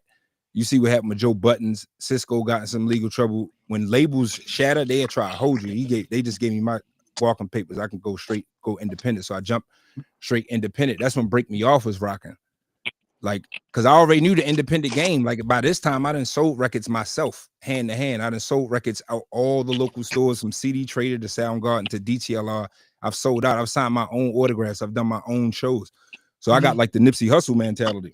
So we just go back to doing that. And that's when I got Jim Jones and Gucci Man and all them on the remix. But I'm trying to partner up with MySpace because they gave me like a single we could put out. They was going to take over Break Me Off, and then I have an option to do an album with them if I wanted to. When I got into their system, I seen they knew jack shit about music and hip hop. I was like, oh no, this is just a check. Ironically, I probably made more money off that situation than I made off the whole Virgin situation. That's what people know if you know your business right when you hustle in the game. That's why a lot of artists stop giving a fuck about the art. Like, if you want to know the truth, when you start seeing them checks, and it was like, well, shit, if this is going to go give me this, 2 + 2 = 4. So you got to put yourself in a financial situation where you can get back to your art. But to speed that up, when the re-up came out, a lot of people got that. They should check that album out. Where I ran into is that we was going into streaming, and I never cleared the Gucci Man and Jim Jones stuff with their label. It was cleared with them and their team, so they took my shit off the shelf. What year was that? When I sold, it was 2008. So Okay. I got out my deal with 2006 with Virgin, and then I was back and put myself in another situation. When they took the shit off the shelves, it kind of fucked my sales up, and that mishap happened, and I didn't have the same energy because I feel like the business ruined the energy of the team. Like, you gotta look at Baltimore. We can't name one artist on the hip hop stage has made it worldwide. So getting your homeboys to believe this, Test Me has said that before. It was like, yo, run it up on your homeboys that got some money and tell them to believe in this when they can't see it. Seeing is believing. Of course, I'm gonna believe in it because I can make the music, I can make the product, and I've already seen the checks. I've been around these people. I done been around Just Blaze, Rockwell, work with these people, and I see that it's tangible. But the average person don't know that, and so I think we just don't have the business outlet to know how to take a product from Baltimore to the next level to go do that because we're a small city. So no, I never put out a project ever that had that energy when you got your neighborhood, you got your city, you got a good manager, you got a dope fire-ass producer that's been in the game. That's what make a classic album. That wasn't just me. You know what I'm saying? So teamwork make the dream work. That's a fact. Come on, man. Let's get into some more music. Let's All take a right. break and get into some music. All right, let's go. What we gonna play real quick? Let's go into this classic because this set it off. Let's go on off the record real quick. Yeah, that was it. It's off the record. What up, fellas? Some things I gotta say. It's off the record. Between me and you, though. You know? It's off the record. Keep it on the low. Feel me? A lot of y'all know me from the land of the O, the B to the OSS. Here's a few things that you might not know. I need to get it off my chest, off the record. The past few months has been hectic. Try and build this buzz, some things got me stressing. Whole lot of strain came along with this blessing. Try and maintain pops back and snorting cane. 13 years in the bang, think he changed like $1 million bill. Some things never change. Baby mama beefing, nagging, screaming.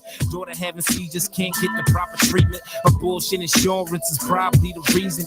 Deals labels talking, it's only for a single. My niggas think I'm switching from the way I do business. Had to learn the hard way, don't mix friendship with business. Hurt me to my heart, me and Cash split apart. He ain't see the vision, shit, it ain't my fault. And I admit, since he split, things been running smooth. I be damned if him and Kid gon' make me choose. Shit, both them my dudes. Difference is me and Kid made a business move, and that's the principle. I feel invincible when I spit in the booth. My own producer probably question if I'm is the truth, cause he ain't used to me on song singing. Long as the song banging, then it's all kingdom. If y'all would just listen how the flow keeps switching, that's the main reason why I think I'm so gifted. I get it from my mama, yeah, she been through the drama. Some things still haunt me that I keep in my closet. That happened to my sister where a baby father dissed her. He don't know he was that close to being hit up, but his daughter's my nieces, so I keep it on some key shit. I guess my kindness, my weakness. Found out who killed my man, damn, it left me speechless. collectively I'll see. Off the record, up in the studio, getting blowed to the truest shit I ever spoke. This is off the record, up in the studio, getting blowed to the truest shit I ever wrote. I said it's off the record, up in the studio, getting blowed to the truest shit I ever spoke. This is off the record, up in the studio, getting blowed to the truest shit I ever wrote. See, everybody flip when they thought I dissed Kiss, cause I said his album whack. That's exactly what I meant. But y'all got it backwards, cause the fact is, I think Kiss is one of the illest left in the rap biz.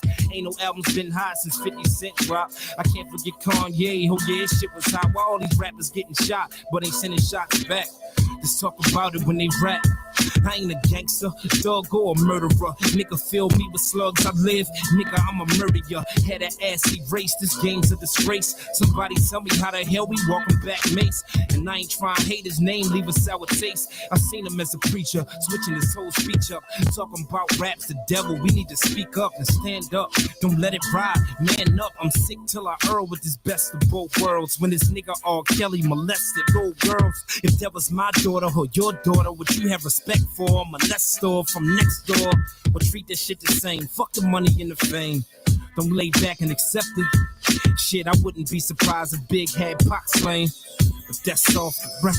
It's off the record. Up in the studio, getting blowed to the truest shit I ever spoke.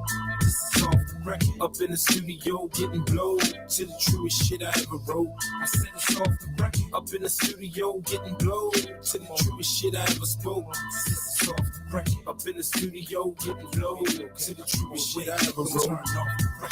I got more to get in if y'all still want to listen. I feel like the world's one big contradiction. Some things in the Bible where I can't comprehend it. I ain't dissing no religion, so please don't be offensive. Don't make sense to me. They say don't sex before you're married, but when the baby's born, say it's meant to be. God created everything. Who created slavery? It must have been the devil's work. Somebody tell me how it worked. He destroyed earth and left Noah. I wanna know her. Who sex Noah for me to be here flowing? It's a proven fact. You tell a story, somebody tell a story. The facts get mismatched. Every time the story reenacts, did you know it's a fact? The blacks right the vote is not a law, it's an act. All let's talk about the draft, so whack. How you gonna fight for a country who do shit like that? Their vote scam in Florida disappeared, got overlooked. Man, it probably don't even make the history books. They say obey the laws are outland. If God made the man made the law. So when we break law, then we disobey God. Shit, fuck no, that ain't the truth by far. What about war? And thou shalt not kill. When the people of America do that shit at will.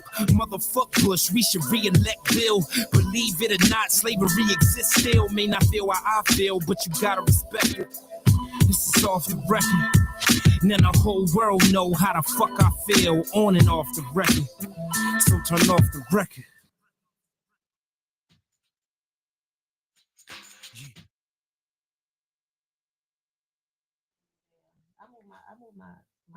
We back? All right. Are we back live? Yo. The rest of the members gotta say, like, just enlighten me on some of the shows and you know what I mean, some of the good times. You get what I'm saying? Because like Off the Record was a deep record, and it's like, yeah.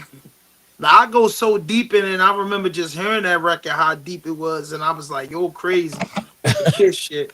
You get what I'm saying? Like, this was back then what I thought about it. Like, hold on, I'm gonna have to cut you off. Cause how am I crazy with the Kiss shit when you go and we got podcasts to this day? Now I might have been ahead of my time, but everybody got opinion on people's music. So now me as being a fan of rap, I can't have opinion on nobody's music. Kiss was one of the dopest. Then now the opinion is great, but back then when you say it, it's like for how nice that was Kiss in is.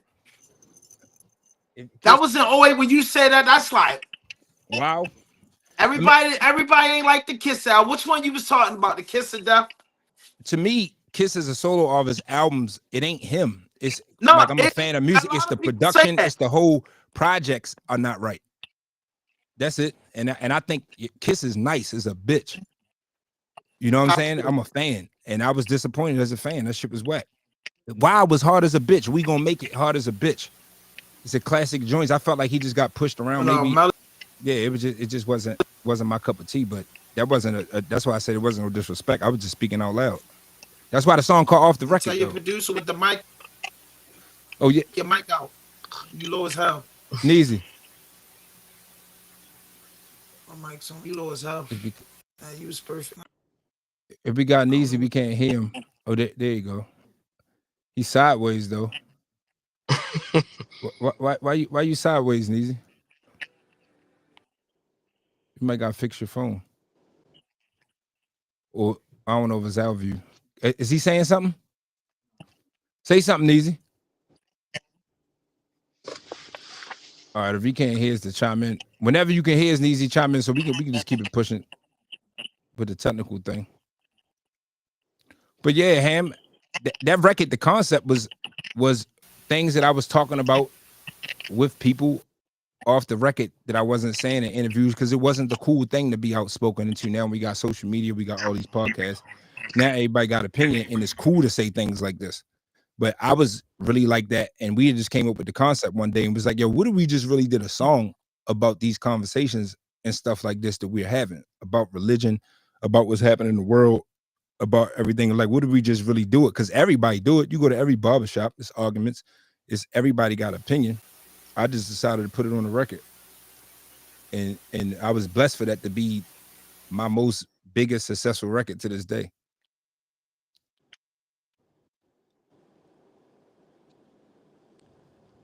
Now I feel like we lost everybody. Ham, you there?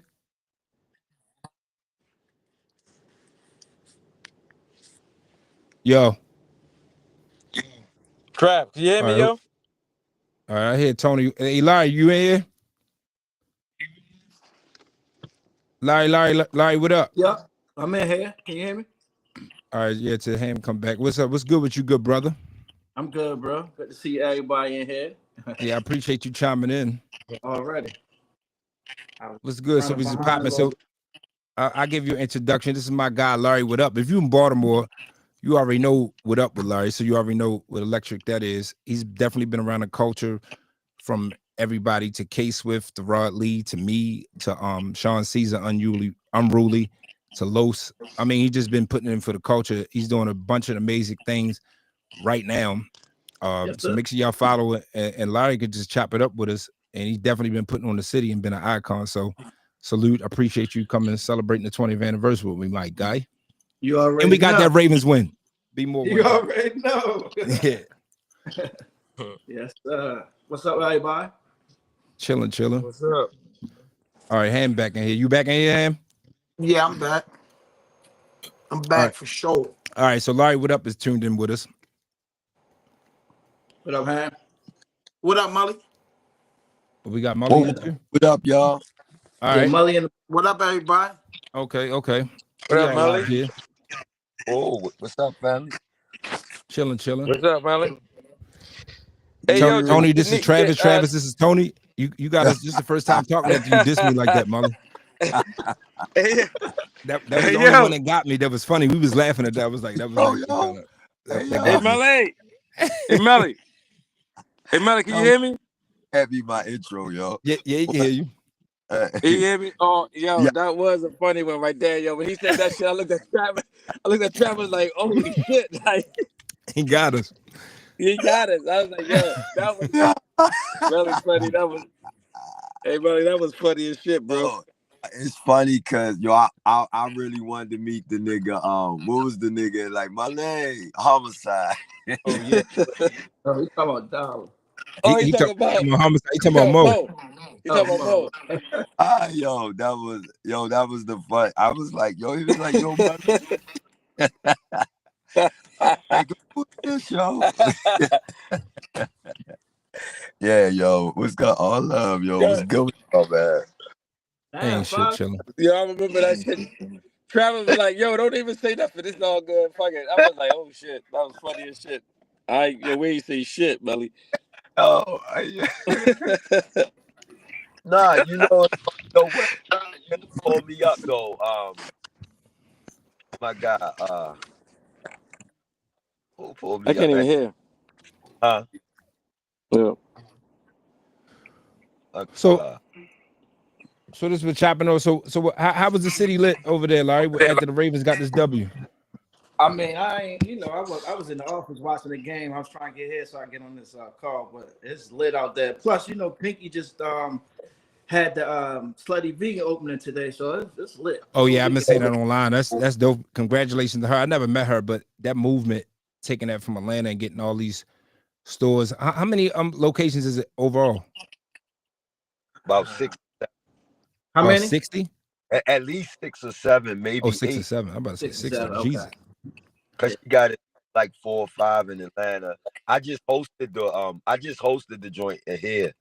I just came from that like up maybe a couple hours ago. And then she got one in like Alabama or like one of them kind of like off like North Carolina, Alabama type cities too. Oh yeah, that's dope. And it's a positive message. You know what I'm saying? Shout out. And I'm drinking some good juices in here that's keeping us hydrated to wash this liquor. Shout out my man AM Wellness, my man Ron, my Yeah. man O. And he got these electric, keeping us electric. Health is wealth. We can get Yes, lit all we sir. want, but we better put the minerals and everything back in this. We got to make it cool to be healthy. Yeah. Absolutely. But I appreciate y'all guys chopping in with me, sharing this. So let's chop it up. Let's talk some shit. Listen, a lot of niggas ain't know about that story, boss, Which one? about how the single, the O came about. Oh yeah. You can give me a yeah. So Lands of the O was not originally my beat. That's what a lot of people don't know. When you was talking about that ham earlier, and you was like getting with Rod Lee, I was trying to make an establishment. We had in-house producer from the NEK days, my man Neezy and One Up. You know what I'm saying? We was on our Wu-Tang shit. He was like our RZA.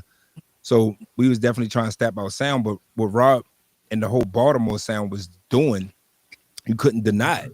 You know what I'm saying? It was like from what Molly had with the clips from Tim Trees, from Shake It Shorty with Huli Shalom, bank rolls. As we can see, it's just anybody can rap the bank rolls, and it's just fire. So Rod had that wave, and then coming up from hip hop, you're supposed to just put on for your city.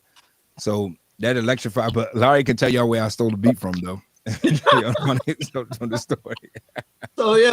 So I was choreographing for Paula Campbell at the time, and Rod was like, "Yo, y'all need an intro to come out to." So he told me, he's like, "Yo, come out of the house. I want you to hear this beat." So the beat was like, "Y'all not ready. Y'all not ready." And we came out on it, killed the show. I think it was at the 5th Regiment Armory. And then I think about a week later, I heard the beat on the radio, and I'm like, "Yo, how you get that beat?" I was like, "Yo, that's my intro to the performance." And 20 years later, we got the Land of the O. You know what I'm saying? But that was our intro, you know what I'm saying? That was our intro coming out. And the crazy part, it was at Charm City's Classic, the basketball tournaments. Mark Karcher was playing and Juan Dixon was playing each other. I remember to this day because that was obviously like my first set it off joint. So that I can remember it. Like I was in the bleachers, came to the game, that was the spot to go, and I seen Paula was rocking on the radio with the Tim Trees. How Do You Feel record was classic. So y'all got the wave. I'm gonna come up. So I'm always studying when I'm around anything that's in my environment. So when I hear it, I was like, I need that. And I'm gonna tell you what's the funny thing. That's crazy. When I went down Miami Street and got with Rod, he played some beats. He didn't play that. He played all these beats. And I said, yo, this was at the time. Shout out to Comp. Comp had that joint Run with Ghostface and Jadakiss. Remember that? Run. And the breakdown on that, it was like boom bap, bapish. So I always seen the way Rod made his beat with the 2-step. But when I heard the O, it had the little boom bap slow hip hop beat in there. So I was like, yo, I played the Run joint from. I need something like this, but with your style on it. And he played some other beats. I said, you know what? Where that joint y'all just played it off of the class that was Paula intro. He played. I said, yo, he didn't want to give it to me. He gave me 3 other beats. I said, yo, just put this on the CD and let me just bring it back to you. You see what's up. And he did it. That, yeah, and it came with y'all was just gonna use it. Y'all made it a hot line. I made it a hot song. Yeah, yo. Shout out to Paula. That's history right there. Yeah, that's definitely Baltimore. That's how it went down. That's Baltimore classic history. Yes, sir. Yeah, definitely classic album. I mean, anything with Rod Lee at this point, you know, from Davon to you to dude Preston to everybody, he just kind of like touched and locked in with, had radio success.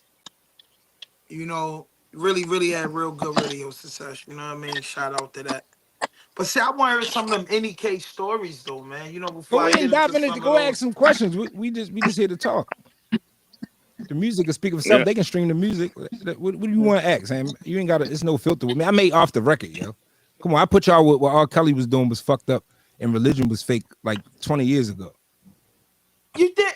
I mean, I really did I though. was going to say that. I was like, gonna say, when I it was was gonna get unheard to of, that, and man. they Let me get playing in it my in Virginia, bag. they playing it on there.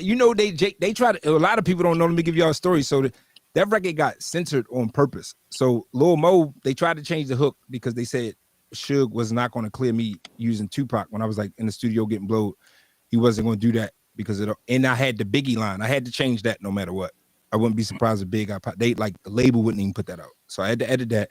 Then they was like edit some other things. And they messed the song up and we didn't want to do it. Lil Mo, she was there. She did a hook for me. Shout out Lil Mo.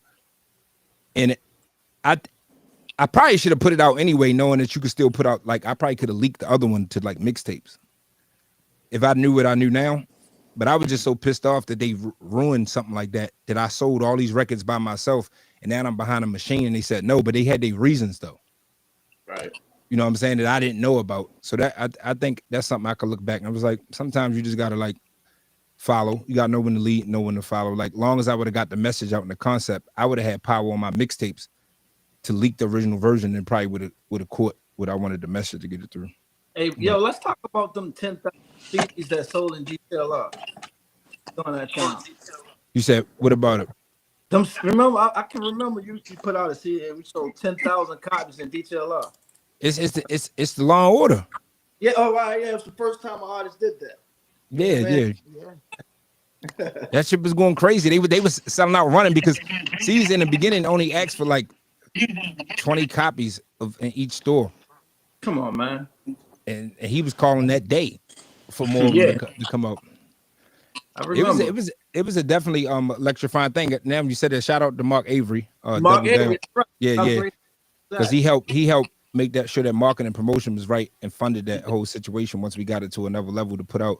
So that was good. It was just epic. And that was our first time doing anything. So everybody was just like rookies at everything. We went around stores going crazy. It ain't like we knew a blueprint of what to follow. Nah. We was just doing it off of pure energy. You had the party at Club One, remember? Yeah, I remember that party. That was an epic night. Yeah. I remember going on tour. That's 5 Star? Yes, sir. Oh, okay. So we got DJ 5 Star there. Yes, sir. What up, family? How y'all doing? When Law and Order dropped, you went on tour? Yeah, once we got signed with, so Law and Order was supposed to come out under Virgin Records. It was supposed to come out, but it's like I said, we ran into problems with trying to put a single. That's how records like Untouchable and all that came out. But yeah, 5 was around moving around with me when we was on tour. We was everywhere. Performed with Lupe Fiasco. We had Rams Head Live down here, all up in New York, the Carolinas. You know, I put on for the city. 5 Star was always supporting me, and he did the scratches on I've Been Down by Law, the second song on Law and Order. So I always just felt the right, you know what I'm saying? You keep a rapper ain't shit without his DJ. Hell no. All facts, man. Got to keep that energy going. 5 Star. So was that Gator too? Was that Gator that was with us? What would you compare? Yeah, Gator. Yeah. What would you compare Law and Order to if it was a mainstream album? Like, what I mean by that, you know, when you drop that album, it's a list of albums that came out.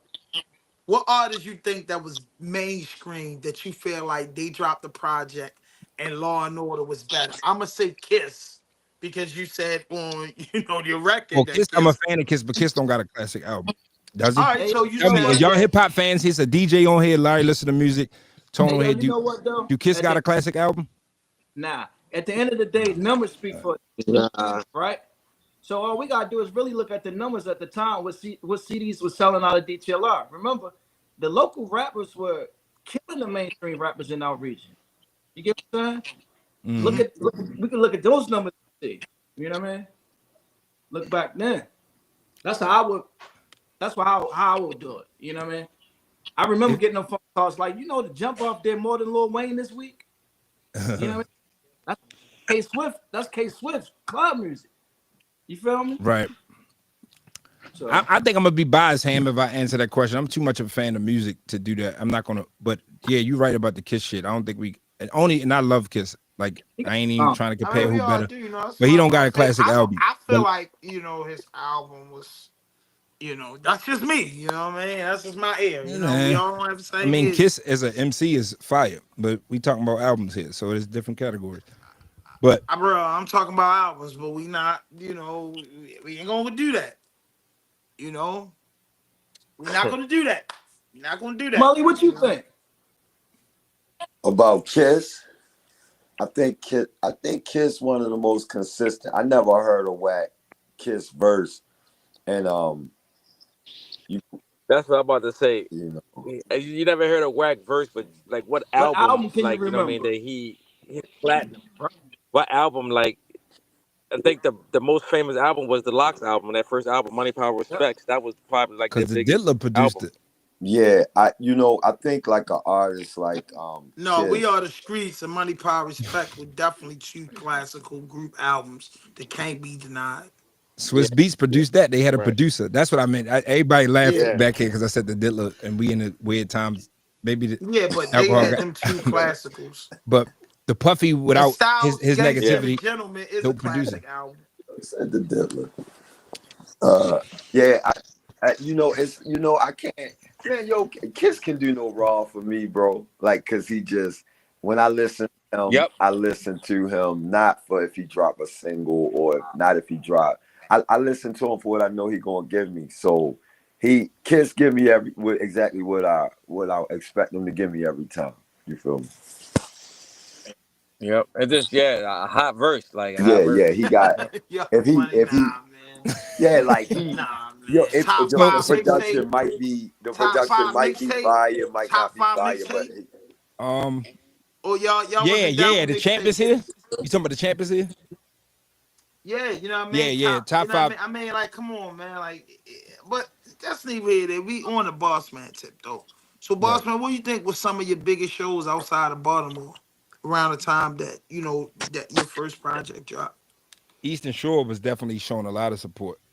I Um, think that's uh, everybody yeah, that's that make good. it up I there. guess they away from home. Um, DC.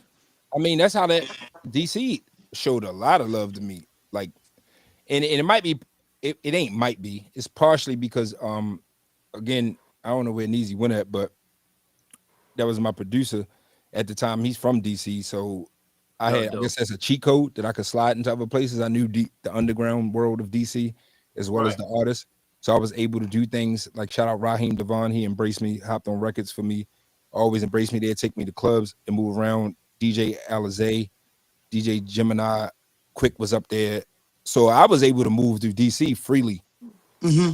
once we caught the wave. So that was very supportive to let the brand grow. And then the whole DTLR movement, Sean Caesar, he up there, liaison, or everything. So I don't know. That's why when they be saying Baltimore ain't part of DMV, I don't know. I can't really say that. I've done shows, pack shows, and where it wasn't no famous headline. It was me and maybe another artist, and we didn't got 700 to 1,000 people out there. Was y'all getting y'all money for those shows back then? Yeah, after I signed the version, everything. That's why the independent ship was so sweet. But we didn't. What I think we didn't have that we was eager to get. That's why we wanted to. I don't want to say chase a deal. We wanted a deal. We was like I said, we was really freestyling it. Like we ain't had no blueprint, so we was learning on the job. So I think the only way you can learn is from experience, and then learn from meeting some other outlets and some other people. So I always yearned to get that. I was like, all right, I don't think we couldn't have functioned and push this project as dope as it was outside without some kind of label help, interior help. I think that's Talk where it about fell short. your crossover fan base, man. I've been on a lot of shows with you, and there was a lot of people that didn't look like us reciting your music. Oh yeah, I didn't had to Ayo, the joint that was on the wire with a rock band. They jumping on stage. I mean, I think let's just be real as we talking because I can speak freely because I'm far from far from a racist or anything like that. I think any ethnic group outside of race, if you're not racist, you are intrigued to learn about another race's way they move, the way they talk, or culture. You know what I'm saying? As we would say it. So I think when you get artists from whatever they doing, from whatever race, when they're being pure, it will attract outside races to want to do it. It's like we want to taste pure Chinese food, we want to eat it, or Mexican food. You don't really want black or African, whatever, or native people to make Mexican food for you, do you? Like you want Mexican food. So I think if we, as long as that's why you see the groups like Wu-Tang, you see Nas, the Kendrick Lamar, if we do the new generation, the J. Cole's, they doing stadiums and out playing for them, and you look at their crowd, it's really less of us. Right. Because like what they doing is really spitting true. They not, and I'm not knocking it because we all come from the streets. They not speaking negativity, bro. Like it's not low vibrational shit. They speaking about where we come from, our culture, but it's some uplifting shit that if I'm not from your culture, I can get with if that was your story and that's your struggle, but you're not letting that stop you. You turn a negative to a positive and uplifting yourself. I think that's going to attract anything at the end of the day. So I think I was able to do that with my message, and I think it was just natural. It ain't like I set out to do that. I think it was just attracting the energy because that was pure hip hop. I was telling my story where I come from, as raw as it is, but I was telling it in a way of not glorifying the negativity of it. I was glorifying what made me want to get out of that situation and better myself. Because every day we live as human beings, we try and better ourselves. So I think if you tap into that arena, you make classic shit. Facts. This had to be a Law and Order classical moment because you celebrating your 20th and just congratulations for just being here to get to receive your flowers. You know what I Appreciate it. mean? To be here, but it's something that I'm glad you cheated again, man, because you got it on your platform. But you got Mully Man in here. So I gotta ask, when the Mully Man in your situation happened, because we all could laugh and it's memories, was that before Law and Order or after Law and Order? And what was y'all? And then that's the first question. And then the second part question: when y'all had y'all issue, do y'all think that y'all kind of showed division for the hip hop community early on, which we kind of see a little bit in the city now? From what y'all two had a huge name. You know what I'm saying? Y'all had a huge name. Molly was doing his thing. When Molly, like one of my favorite songs is Every Day a Star's Born. So I put y'all niggas in that song.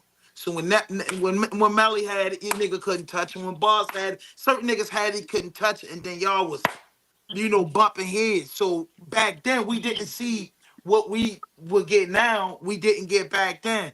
You know what I'm saying? We don't know if y'all would have got together, did a mixtape. We don't know what records would have been out there. We don't know because it didn't happen. But now, we in a good place. So just, take me back to that situation and why and how. I let Molly start with that. All right, so I'll say this: like at that time, the way Baltimore politics was set up, like as far as like certain radio and outlets and things of that nature, it was like it was real divisive in the sense of I'm going to do this, I'm not going to do this, I'm going to do this, I'm not going to do this. And then so that often led to like behind politics that wasn't quite like Atlanta or not quite like Houston or not quite like LA or not quite like New York, the cohesiveness that we see there. So when certain things happen business wise, like behind the scene, that reflects the nature of that in Baltimore, you left with either saying something or not saying something. So for me, that's what really sparked it for me. I felt some type of way about certain things, and then, but at the same time, when Boss responded at the auto bar, it's like um, and he called me a bitch on stage at the auto bar. It was kind of like I was left with a choice to either, because being called a bitch in Baltimore is like you either do something or you gotta do something. So I just chose to take the route that I felt like there was the most. I felt like I took the most productive route in addressing where we was at with that and how he felt and how I felt. And so I did. I didn't have it pre-planned. I didn't have it rewritten. I went to the studio. I ain't have nothing wrote, and then I just was just dumping. Just all right. What could I, say? And then I didn't even know what it was going to do. I didn't even know it was going to have that impact. I didn't even know it was gonna get played. It's kind of like you got to go to the bathroom and you got to take a shit, and it's just like I just had to get it out. Rap Basically, Attack and 88.9 pumped it all up. yeah, they pep. I mean, even 90, because Yeah.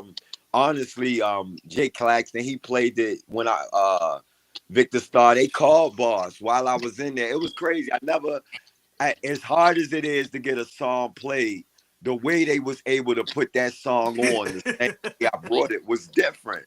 And it showed me that the politics that I thought was bullshit really was bullshit, because they played that song that same day and just ran with it because of the what it would do for the hype around it and everything. And what people didn't know is they called Boss and he was like, "Well, I holler at Mully when he get a deal." And I laughed. I was and I'm like, yo, this dude is, I always really, to be honest, I always really liked the confidence that he had. And to be honest, if it was anybody else, I really probably wouldn't have said nothing. Cause it's like it was like 1,000 people that have said something to me. I just never felt nobody worthy, honestly, to be honest with you. But in this instance, I felt like it was a comparison brewing even before it got to that point because of the impact that NEK was having and Major League was having anyway.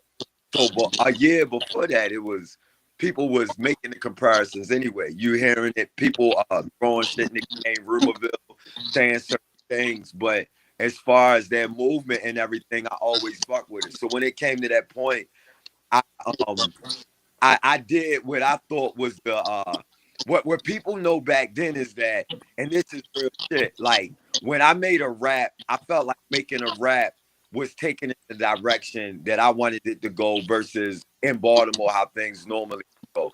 And anybody on my side knew I had a hands-off policy once I made a rap, because why would I rap about a situation that I wanted to go a different type of way?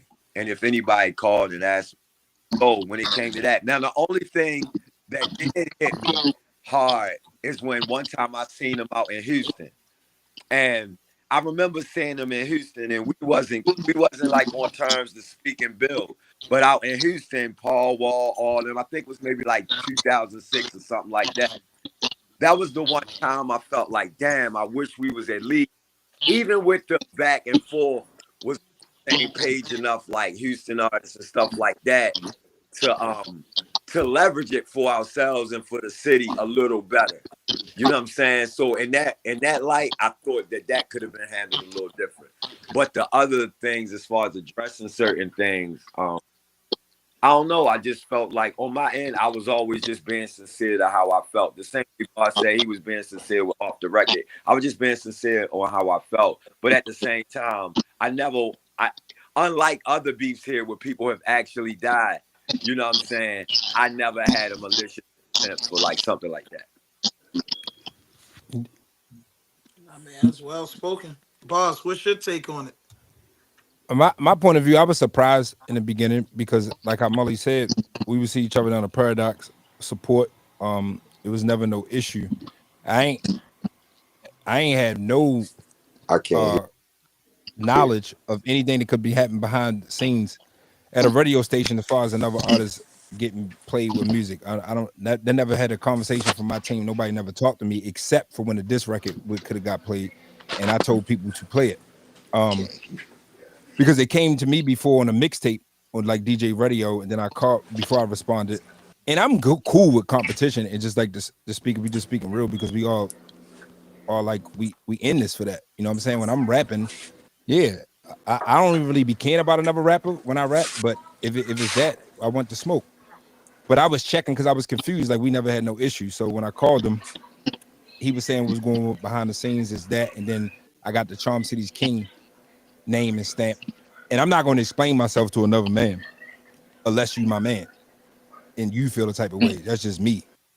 I'll explain then. I'll explain to my family. I'm not explaining nothing to nobody because I didn't defend nobody by saying I was Charm City's king.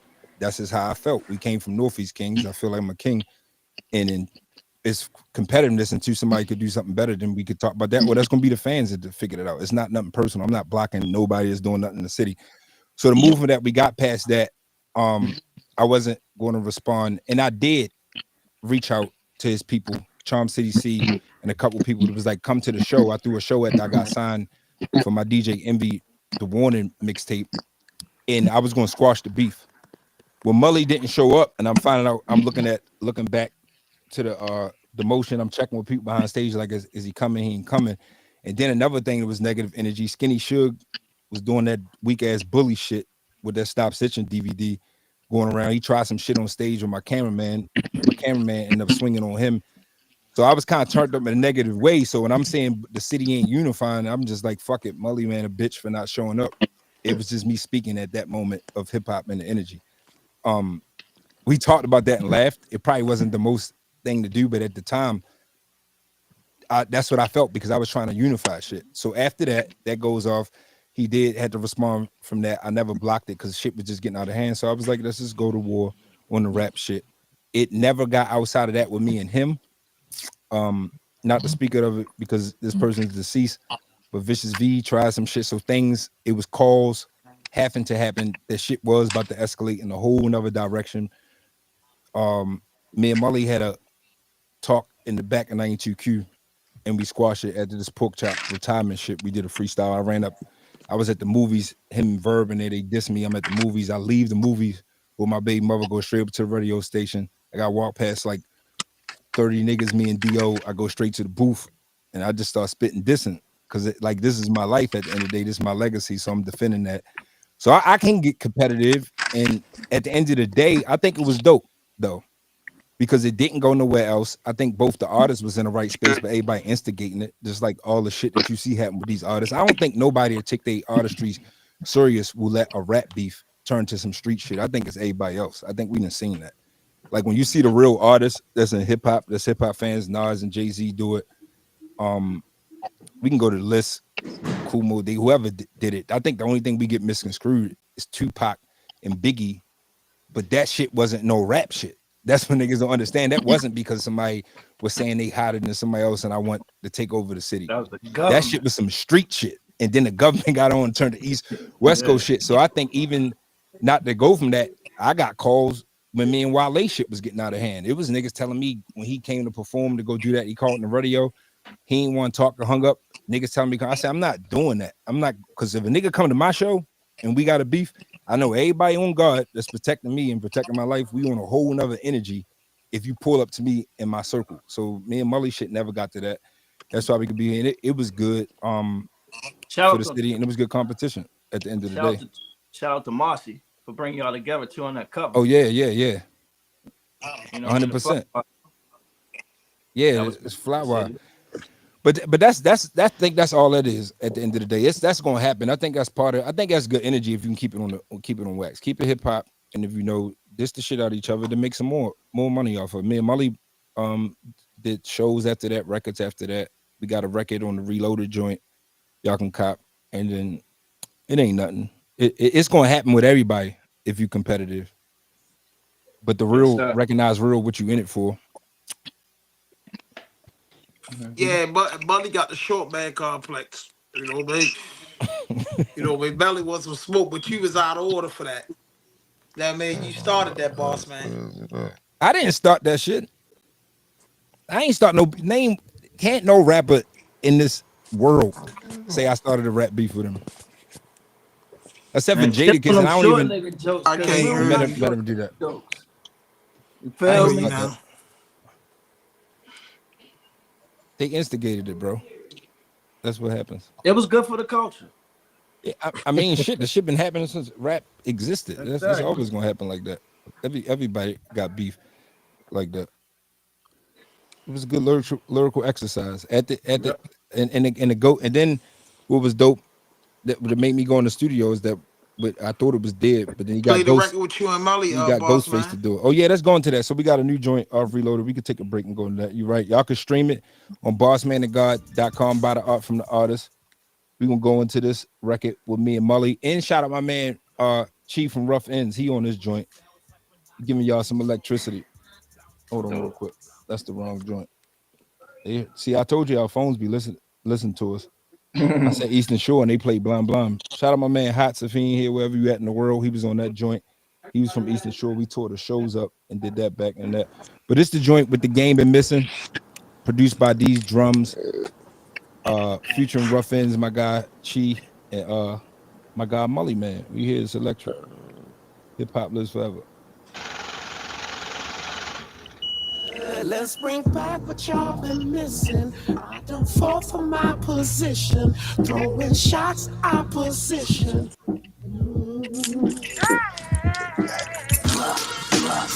Yeah, Molly, what up? Man, what you know about? Yeah. Money sound like, hey yo, legendary.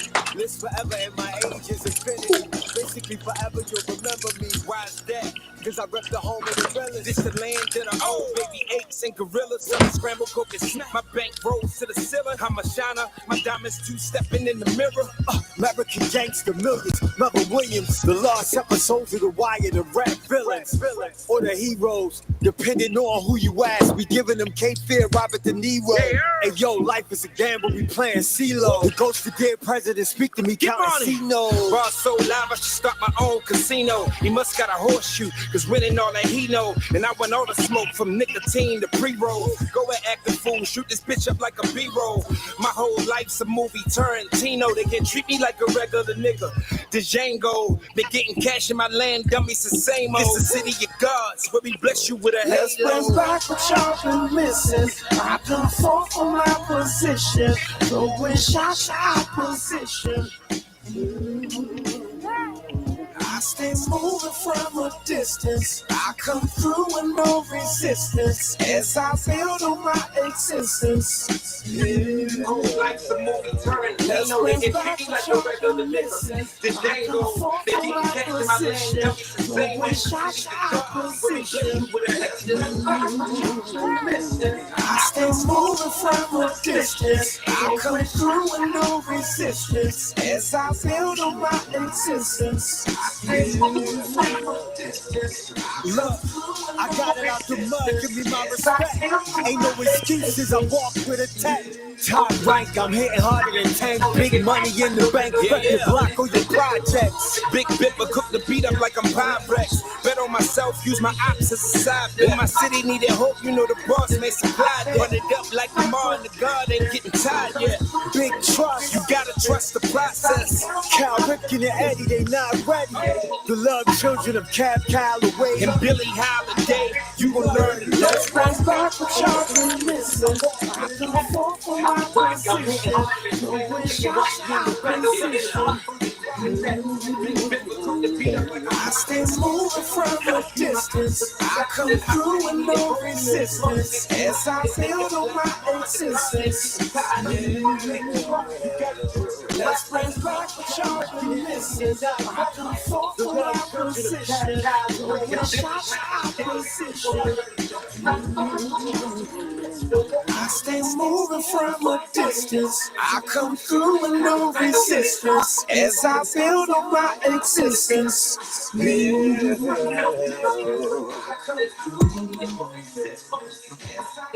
I must say that we sound better together than being ops. Baltimore sound electric when we cook up our energy together. I'm getting feedback.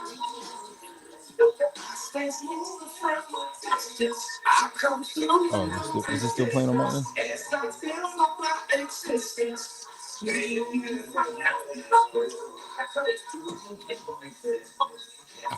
I don't think I'm live, Christian. I must say, Because I can we hear sound all better the, together everything and I can't see what's than happening being on the ops. screen. Baltimore sound electric. No, I see what's happening on the screen, but I can't see like how I was seeing everybody if we was live and the music still playing.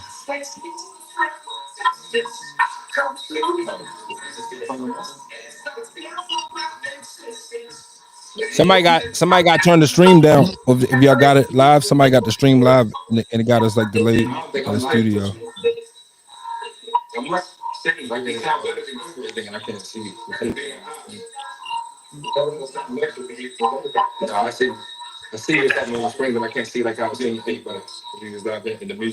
So everything I hear, Christian, everything I say, I'm hearing it like wait through the headphones. Like you remember you told me it was gonna delay? So I'm hearing that in my headphones. Somebody got turned the stream down. If y'all got it live, somebody got the stream live and got us like delayed. Are we back Gucci now? Y'all here with me? Yo. Ham. Are you on there? So Molly and Larry off. So who live with us? Ham, so I know what's going on. Pass that shit over here, yo. Pass that L, Ham. All right, I can I hear you can't now. hear We you. Gucci. I think we back. A lot more than I'm right. Is Molly and Larry still here? I guess not. So that's chimed out. All right, I can hear you, Ham, so we can continue it. I'm live. I'm here. Pass that shit over here, yo. All right. That shit, you with the best smoke. You on the West Coast. You on the West Coast. I think we back. So somebody is that 5-star? 5-star still in? I'm still here. All right, but That joint was hard as a motherfucker. yeah, that Though. was I ain't gonna Baltimore lie Energy. to You you. right. So That should remind yeah, me of that power track. power I track. mean, we all come from the same struggle. So when we connect and unite like that, it's gonna sound like some shit. And I can't hear you on the joint. I can hear you on my TV, but all I right, we can't got a hear you tech man. through We the got an app. issue. He's only hearing me on the delay point. He ain't hearing me live. You know what I mean? My volume all the way up. How we sound now? I'm hardwired in, so I hear everything clear right on spot. Yeah, I can hear. Yeah, I can hear you. Can you hear me? Yo. So I think we Gucci. So right now it's just me, Ham, and 5-star. Mully, is Mully back? All right, Mully back on there. I'm gonna No, go out and come back in because I can't hear right. nothing. Ham said he gonna chime out and then come back in. But a 5-star. Yes, sir. So I got to give you your flowers while you on here, right? Cause you always been like sticking to the culture and uplifting shit. I love what you're doing with the Baltimore STEM project. I remember when you first started doing that, and it's ironic.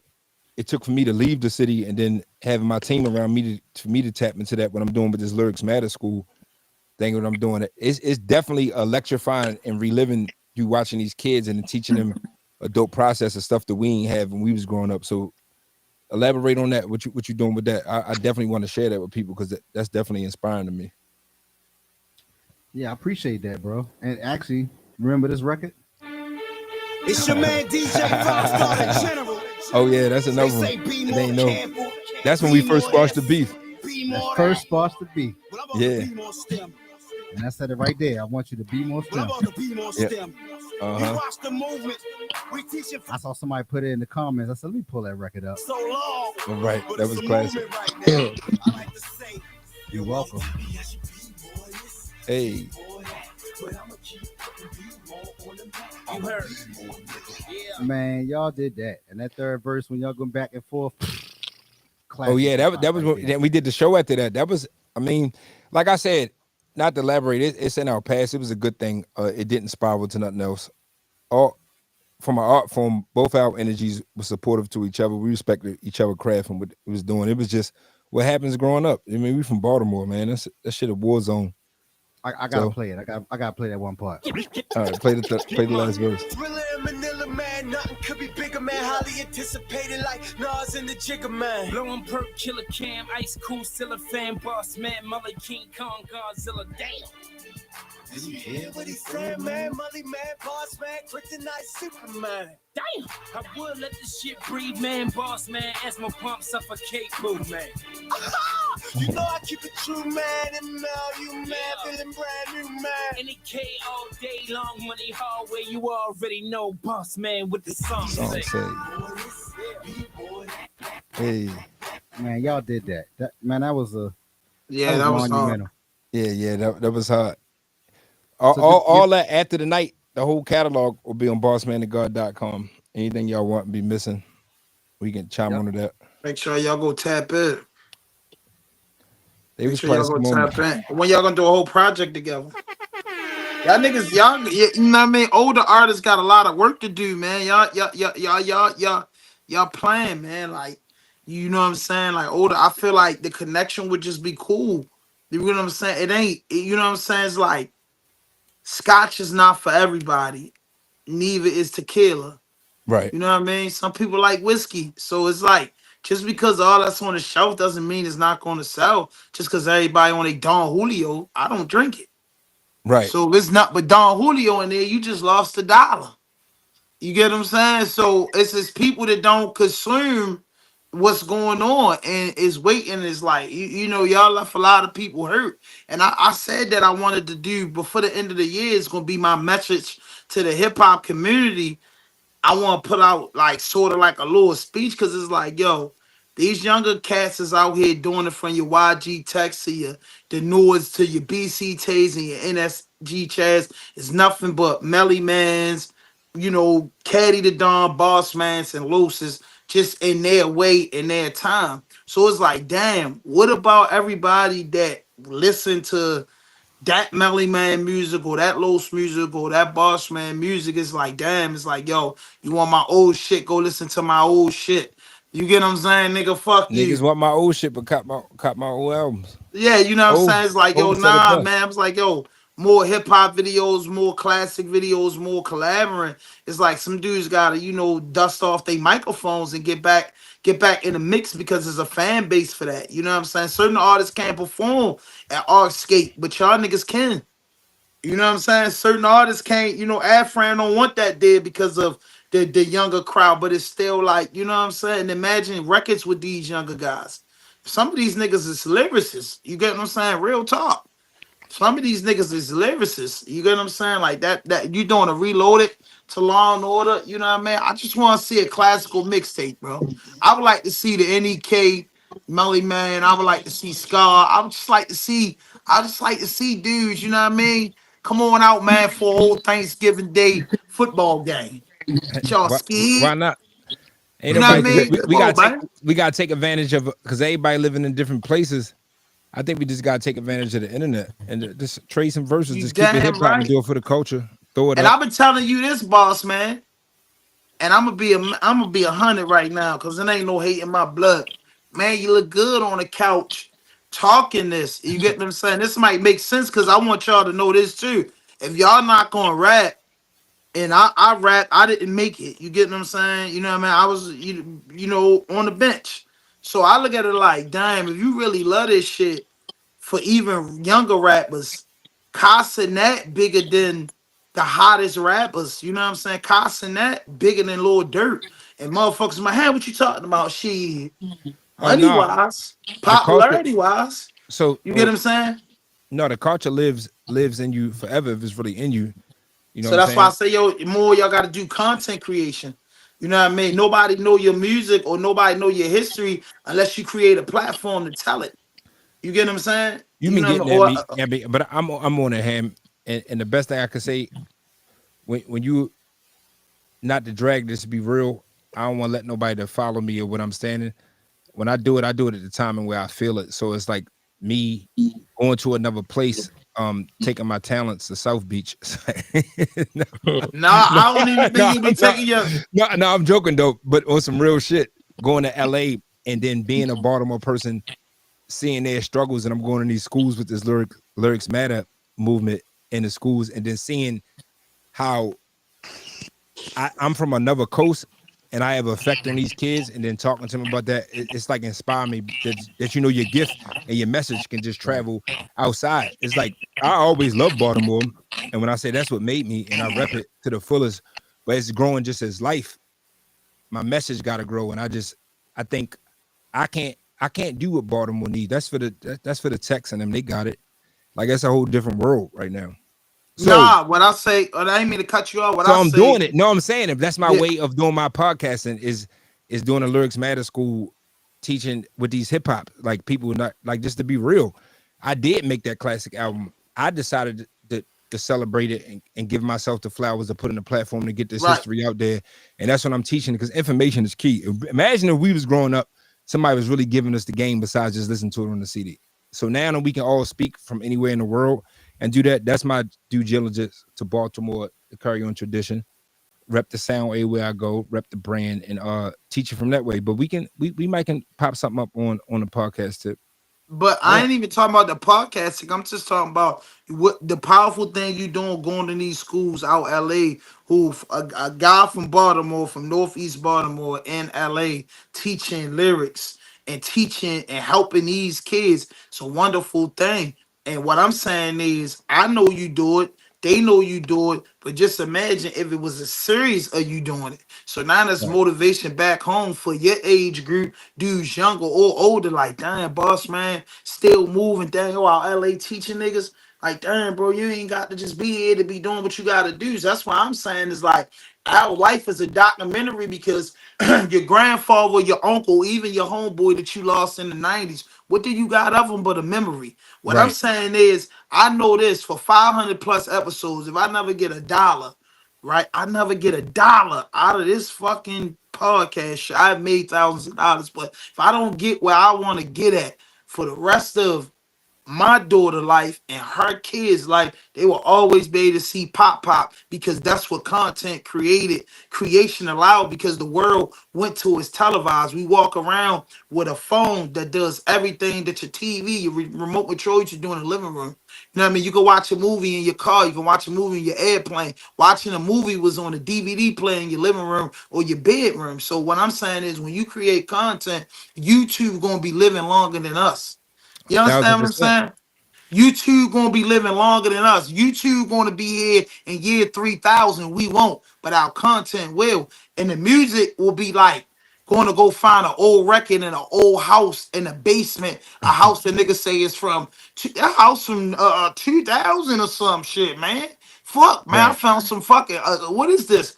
A tape cassette? How you work that versus them just typing in content from early 2000, content from the year 2000. That consists of 2000 all the way to 3000. That's 100 years of content that you got to think that they gonna be looking at. That's our new history book. Like when people go to Egypt and look up bones and shit, now all they're gonna do is go to the internet and look how rappers looked at in the 90s. That's why I like Daylight. You couldn't get Daylight music, but look at the change of Daylight now that you can go on YouTube and get Daylight. You couldn't get none of Daylight shit for so long. Now you going on there And looking then like you go in that. there and get it. You go over there and get it, and guess what? That's what they fought so hard for, to get that shit on the platform, because it's timeless.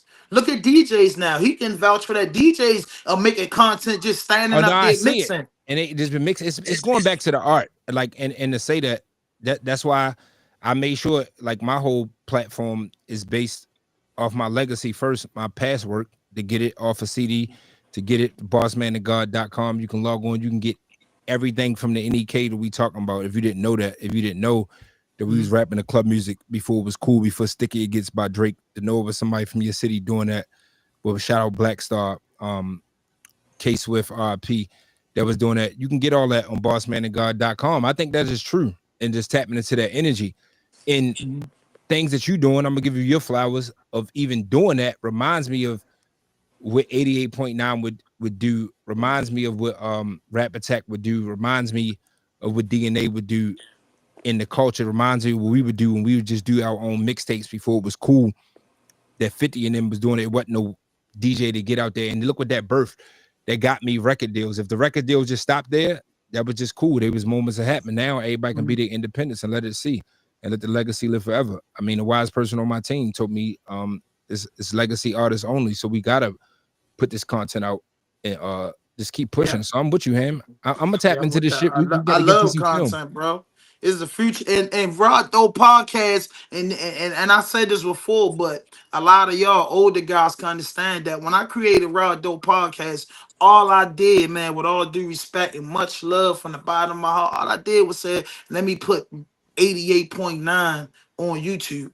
That's it, bro, Right. because 88.9 was the only platform in our small time that gave any artist an opportunity, whether we knew this cat or whether you did. They had the popular niggas, they had the non-popular niggas, so they created equal opportunity for all artists. You know what I'm saying? Who the fuck is you to tell a nigga that his shit ain't hard? Who does it? I got so many artists, bro, that been on my shit, bro, that's not artists no more, but who the fuck am I to tell him that they not gonna make it? And who am I to miss the moment? I always remember one I thing mean, that I Diddy mean, said. He missed Kid Rock. He said Kid Rock came in his office and his executive looked at Kid Rock like, man, we'll never do that. And then years later, Kid Rock became Kid Rock. You know but what I'm who's to saying? say this with just learning it? And trust me, I mean it's very genuine. Who's to say with the definition of making it? What, because you make it to a so-called created corporation to make it? Right. Because I'm a little bit confused, especially let's just talk about our culture, Baltimore. That's where we from. That's why we here today. Ain't no rapper from Baltimore made it what they would say that made it. But what I can say is a lot of a lot of rappers from Baltimore made impact. They made Yeah. history. They shaped the culture. Like if we go back when you say with stars, Scar, we go back what he was doing, what we did, what Molly Man Mhm. did, what Comp did. Now you're gonna say we ain't make it to a record deal, but record deals is phony now though. So No, maybe it no, no, just no. You can't. I'll say everybody made. You know, I give yeah, everybody their that's not no, flowers. I wasn't saying you were Yeah. saying it. I'm just saying Yeah. to change the trajectory when you look back at it at the time. Yeah, I was like making it, but honestly, every time I was independent, I was in a better mental space. Motherfucker, My right. art was better. So if I wasn't the person to be the bright person to take Baltimore to the next commercial level worldwide, I guess it wasn't for me. But I find it very interesting that nobody has been yet to do that. So I don't think it's about our talent. I think it's about our infrastructure of a business and how small we is on the map. I So think it's just, I think it's it's a fair. lot of shit to I go think into it's that. fair of the business. It's dudes in Baltimore, a lot of those dudes, you know what I mean? Because I used to play a lot of music, and if people notice on my platform, I stopped. So I notice a lot of rappers do have these deals through different labels. I'm not gonna put it out there. So a few of them have deals because they come up with the copyright and shit. But I tell dudes this all the time, and I remember Fat Joe said this on like Wendy Williams, or don't quote me on that, but he said on the show, you're making it, ain't his making it. If this nigga might come out and sell thousands of mix CDs, and off this mix CDs, he bought a house and got a business. He might just be happy that he can still perform at a Christmas show every year. So a person definition, my shit is like, yo, if the book closed today, I say, damn, yo, it's fucked up, and it brings tears to a human eyes when you say, yo, you nobody to somebody kills you. And I don't mean that getting killed by a gun, just even just pass away in the law, just call your number and you be like, damn, yo, it'll be thousands of people. My shit, I promise you, bro, if my clock stopped today, my channel will do millions. Well, I'm not here to benefit it, to receive it, to hear it, to digest it in. You understand what I'm saying? So to me, it's like shit, man. You had a hell of an impact. Maybe the next platform they get put on, they gonna be biggest drink champs and shit. That's maybe just my crazy way of looking at things, but that's the life of reality. I did what I did. Maybe I set it up for another young fella to come out and ambitious and get a podcast, and his shit might shoot to the roof. But I know I did what I did to add to the history book, where he got to go in there and study this shit. You know what I mean? That's what I'm telling y'all. You gotta make it the way as though a nigga gotta go study what the fuck the boss man do. What impacted him to make that first album? He Oh, said he so had a why you let me team and cut they you off? wasn't Because we, playing. we finally got him. I'm about to tell you what made me impact the album. You on here, Neezy? Can we unclick Neezy before because we got to log off at 8 o'clock, and will be when we end this doing a that night premiere, the short film. Shout out my guy Marvelous Films. He put this thing together, Yes, and that shit hard. we in. Y'all know that night if you had Law and Order, that was one of the classic songs. And that's just electric. So just vibe with us real quick. And Neezy, you could chime in real quick for about 5 minutes.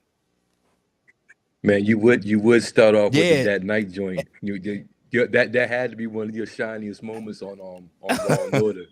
So it's crazy. I would jump right back on Right. that joint and have to relive the memory where you was like, yo, can you I begged please him. make this beat?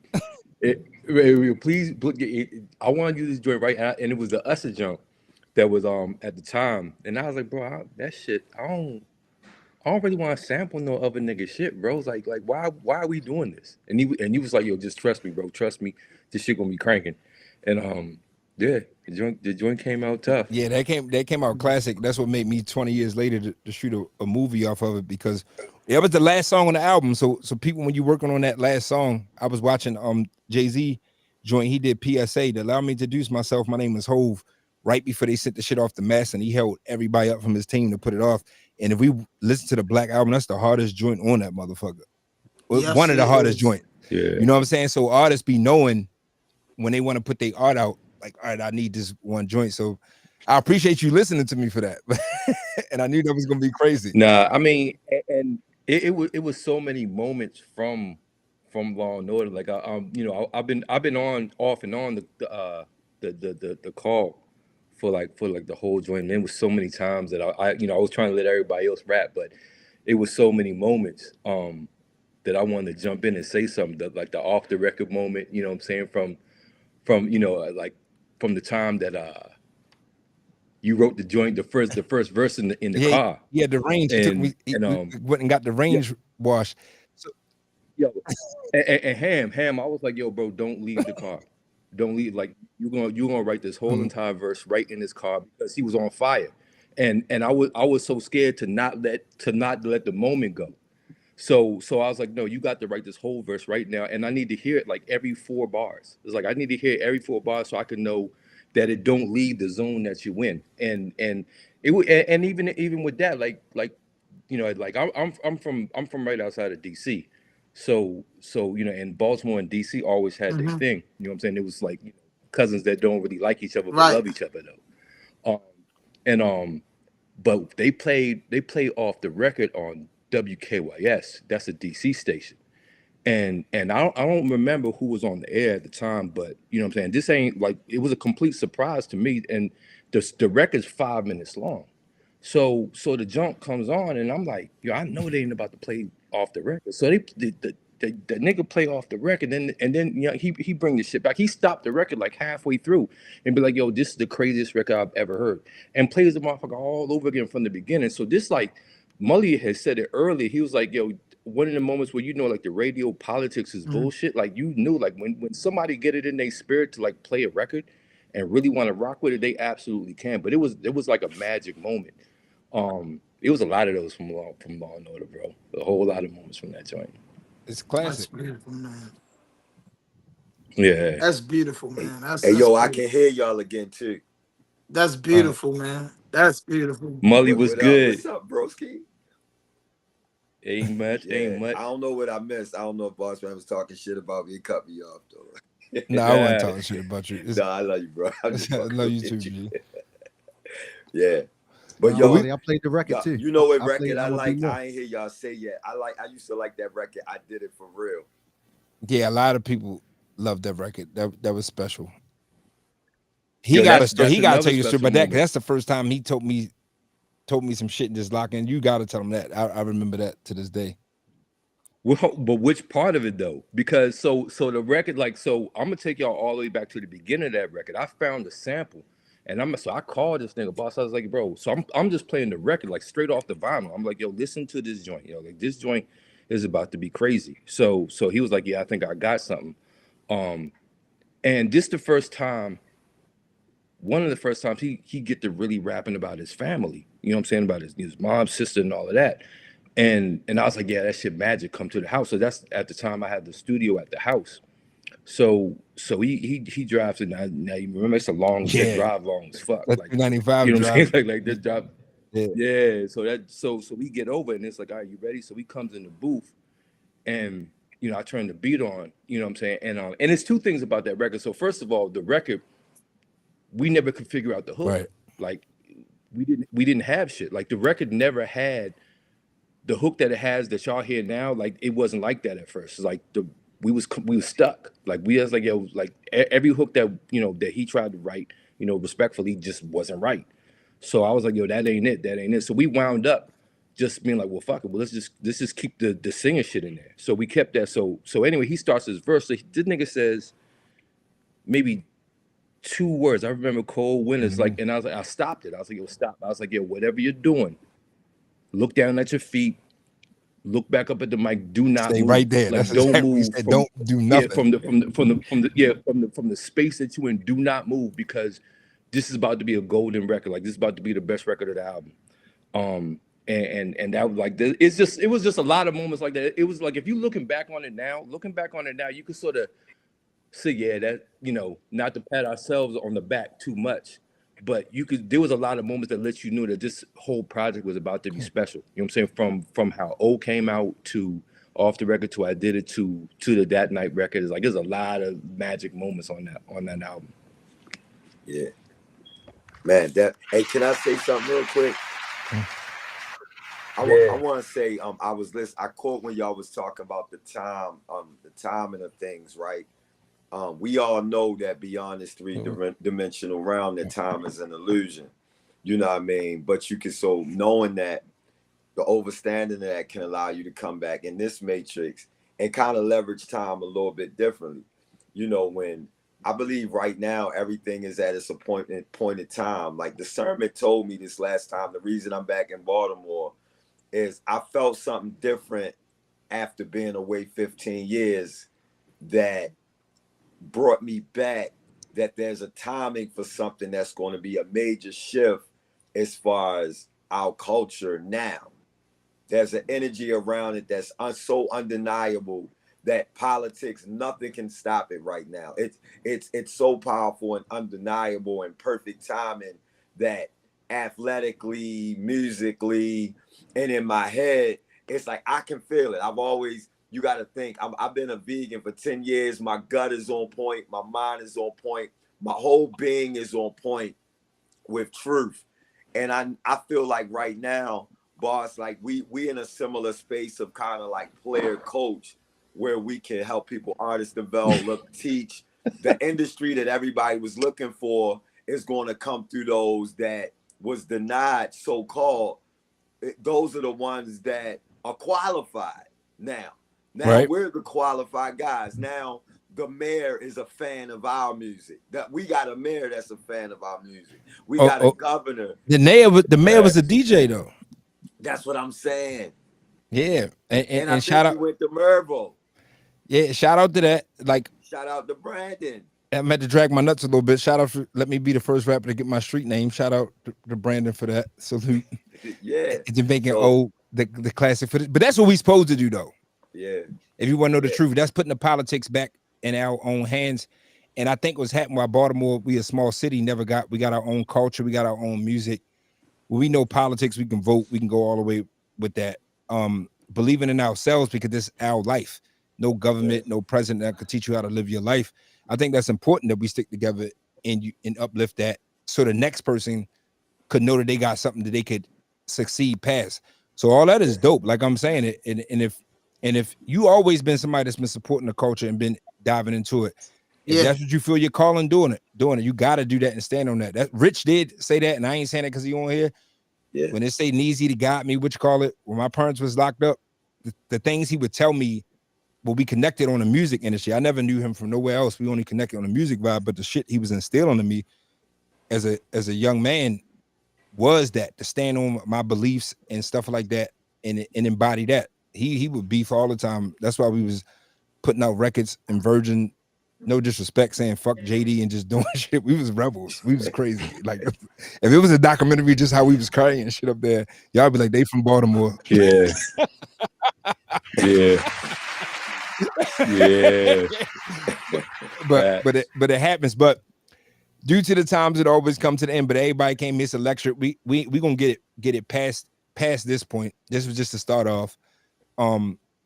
These platforms and everything and the energy we creating, we're gonna keep hip hop alive. I got the Lyrics Matter going on. You can go to bossmanandgod.com to get all the backstory of the music. We're gonna be doing this by the art from the artist.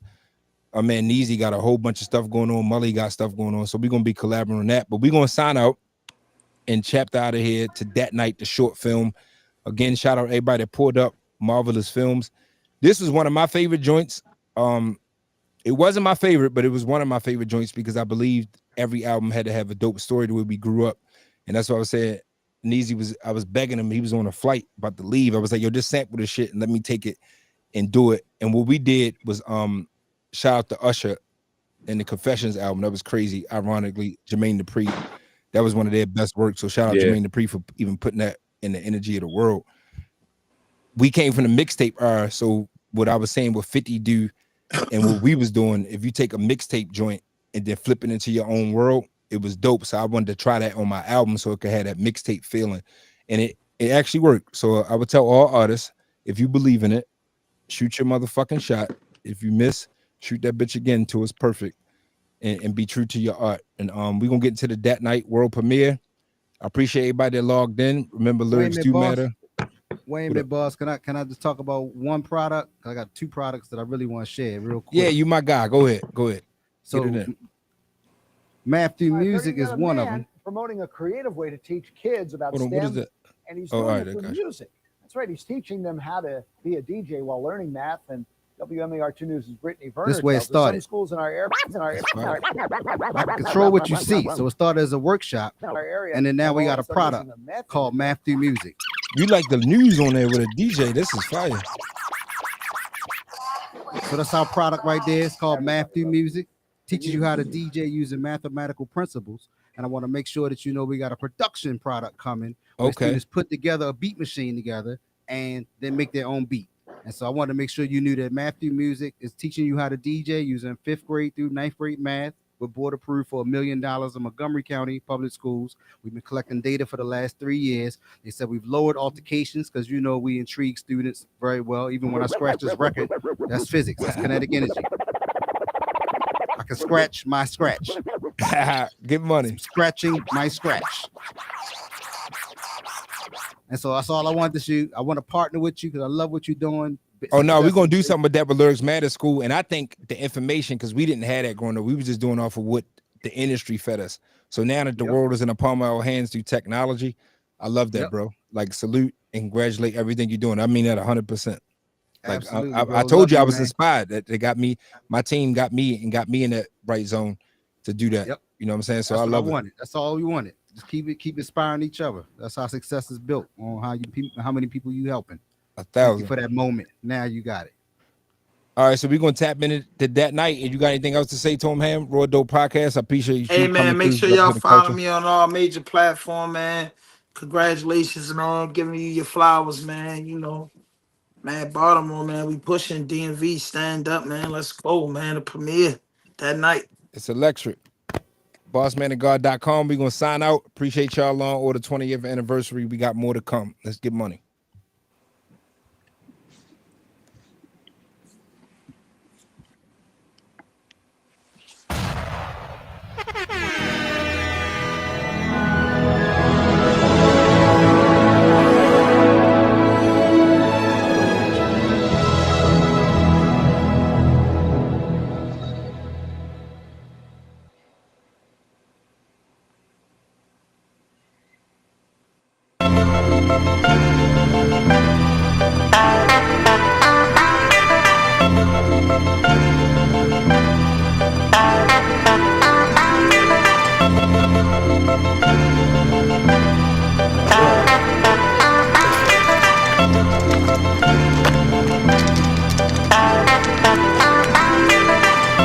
Black night, Hennessy, niggas shooting dice, what you want with me? That's better stack. I'm burning weed, slipping like a bitch, ain't got my gun on me. Oh my God, this car 24. They right back. This is money. This is money. On that. Nope. He's blazing that shit. That's fucking fire. I'm telling you. Give me them. That's all right. Watch this. Watch this go like that. This shit not coming back. Oh. Hey, I'm on the way.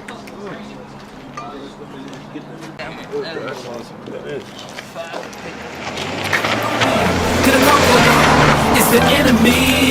Niggas out there like where the fuck the cheese? Fucking them in the niggas. L7 to the motherfucking money makers. One of y'all little niggas smell like Creed cologne, and one of y'all little niggas smell like shit. One of y'all little niggas smell like green eggs and ham, man. I don't give a fuck. All this shit, Black. Yo, matter of fact, script, motherfucker. Man, I want money. It be out your fucking pocket. Oh, you got on Jordans, little nigga. Take them bitches off. And I don't want you to take these bitches off. Keep them on. He ain't got no money. Man, shit, I want them motherfucking beef and broccolis. I'm tired of them motherfuckers, nigga. Huh? I want these motherfuckers right here, though. We don't want them. We don't know, nigga. I ain't fixing it.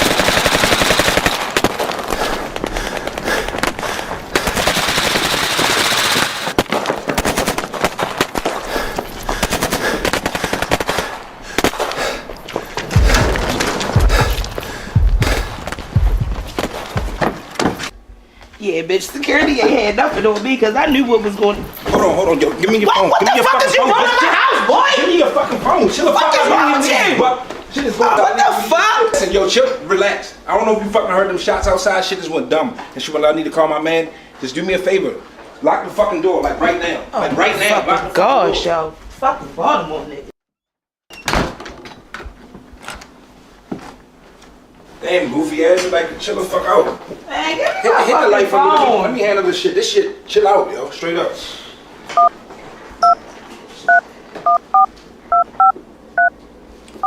Can't snatch the phone off of Ed. Niggas try off my wig. Had to call my nigga big.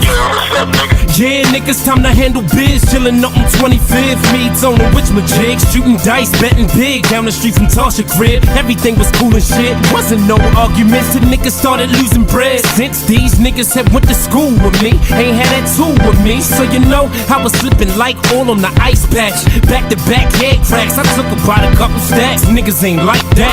Said he would be right back. Back with some more cash. Something told my ass to dash. I should've jetted, but I'm thinking more cheese. When them dice in my hand, it felt like 400 degrees. Was blunted off weed. That Hennessy had me BENT.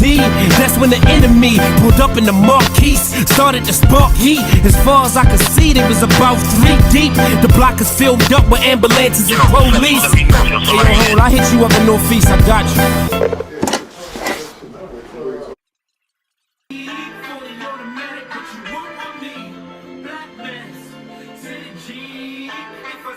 The next night, rolling deep, 40 automatic, what you want with me? Black mess, to the G. If I see these niggas, then it's R.I.P. And I'm loaded up. When we hit the scene, nobody on the block but a fucking thing.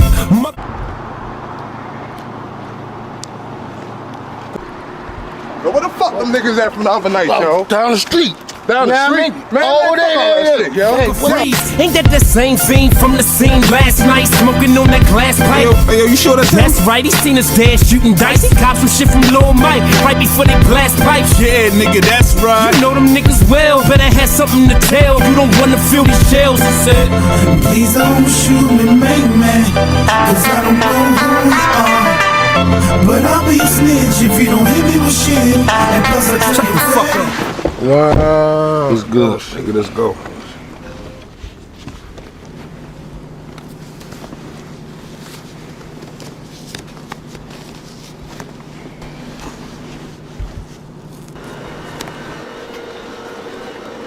Willie took us where they rested, all of us vested. Clips pack extra, these niggas bout to catch it.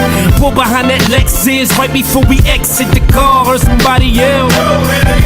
Was thinking to myself, somebody had to tip them off. Woo, that was close, they talking about another car. Me and Biggs took the front, Tone and D took the back. Try kick the door, DA style, wasn't no haps, but the back door was cracked. Tone and D.O. got Man, these motherfucking niggas ain't come up with shit, yo. I'm tired of motherfucking keep motherfucking robbing the same old motherfucking niggas, yo. Cause these niggas don't have shit. How much is that, yo? Well, 92. Man, these niggas ain't getting no motherfucking money. I'm tired of these niggas, yo. Count that motherfucker. Matter of fact, yo, weigh that shit, yo. Alright. Why the fuck is this shit on the table, though, yo? Man, my fault. Come on, cut, yo. Man, y'all motherfucking slow ass niggas don't never get the motherfucking shit right. Look, check this out, right? Yo, this you, yo. The rest of this shit, yo, this me, yo. Matter of fact, get the fuck out of here, yo. For real, yo. Man, come on, man. It's only 150, man. It's some bullshit, man. Set that whole play Man, I don't up, give yo. a fuck about nothing. I need smoke, yo. Straight up. ain't get no money around here on this side of town. No, straight up, though. Yo, what the fuck? He shot out, way through, put the gun to his grapefruit like nigga, that's right, nigga freeze. Took off my mask and remember me from last night. Y'all was rolling deep, came through the block and took all our G's. Now where the stash? Give me everything. I want the coke, want the dope, all the fucking weed. I swear to God, I'm a fucking squeeze. Make a fucking That's how you fucking roll, CJ.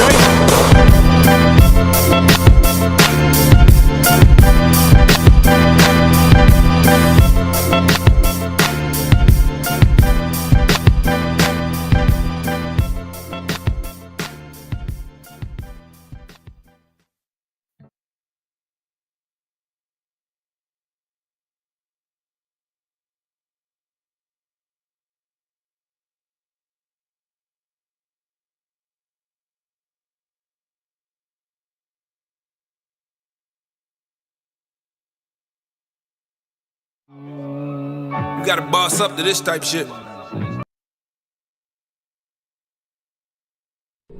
If you really truly love what you're doing, if you're doing it for the love of the art, you ain't really worried about the money in that moment. Your day of playing with God is Get money. Step inside the booth, Superman's alive. I never was the fittest, some God I survived. I mean,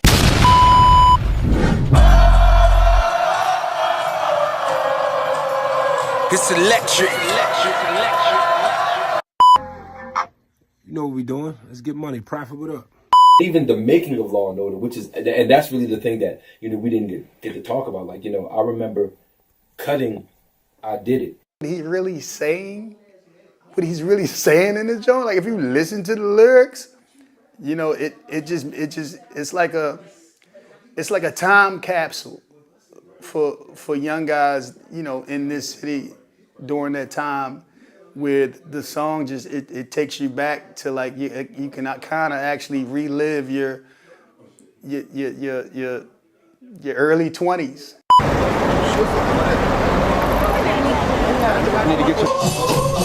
I can't let him next. Rope, jump rope, jump rope, hey, jump rope, jump rope, jump rope. I can crack dead. I can turn a swimming pool from a mattress.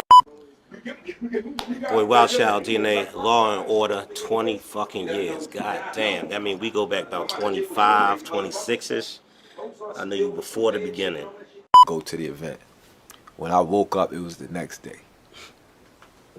When I wake up, my phone going crazy. Everybody like, yo, boss man, this you last night.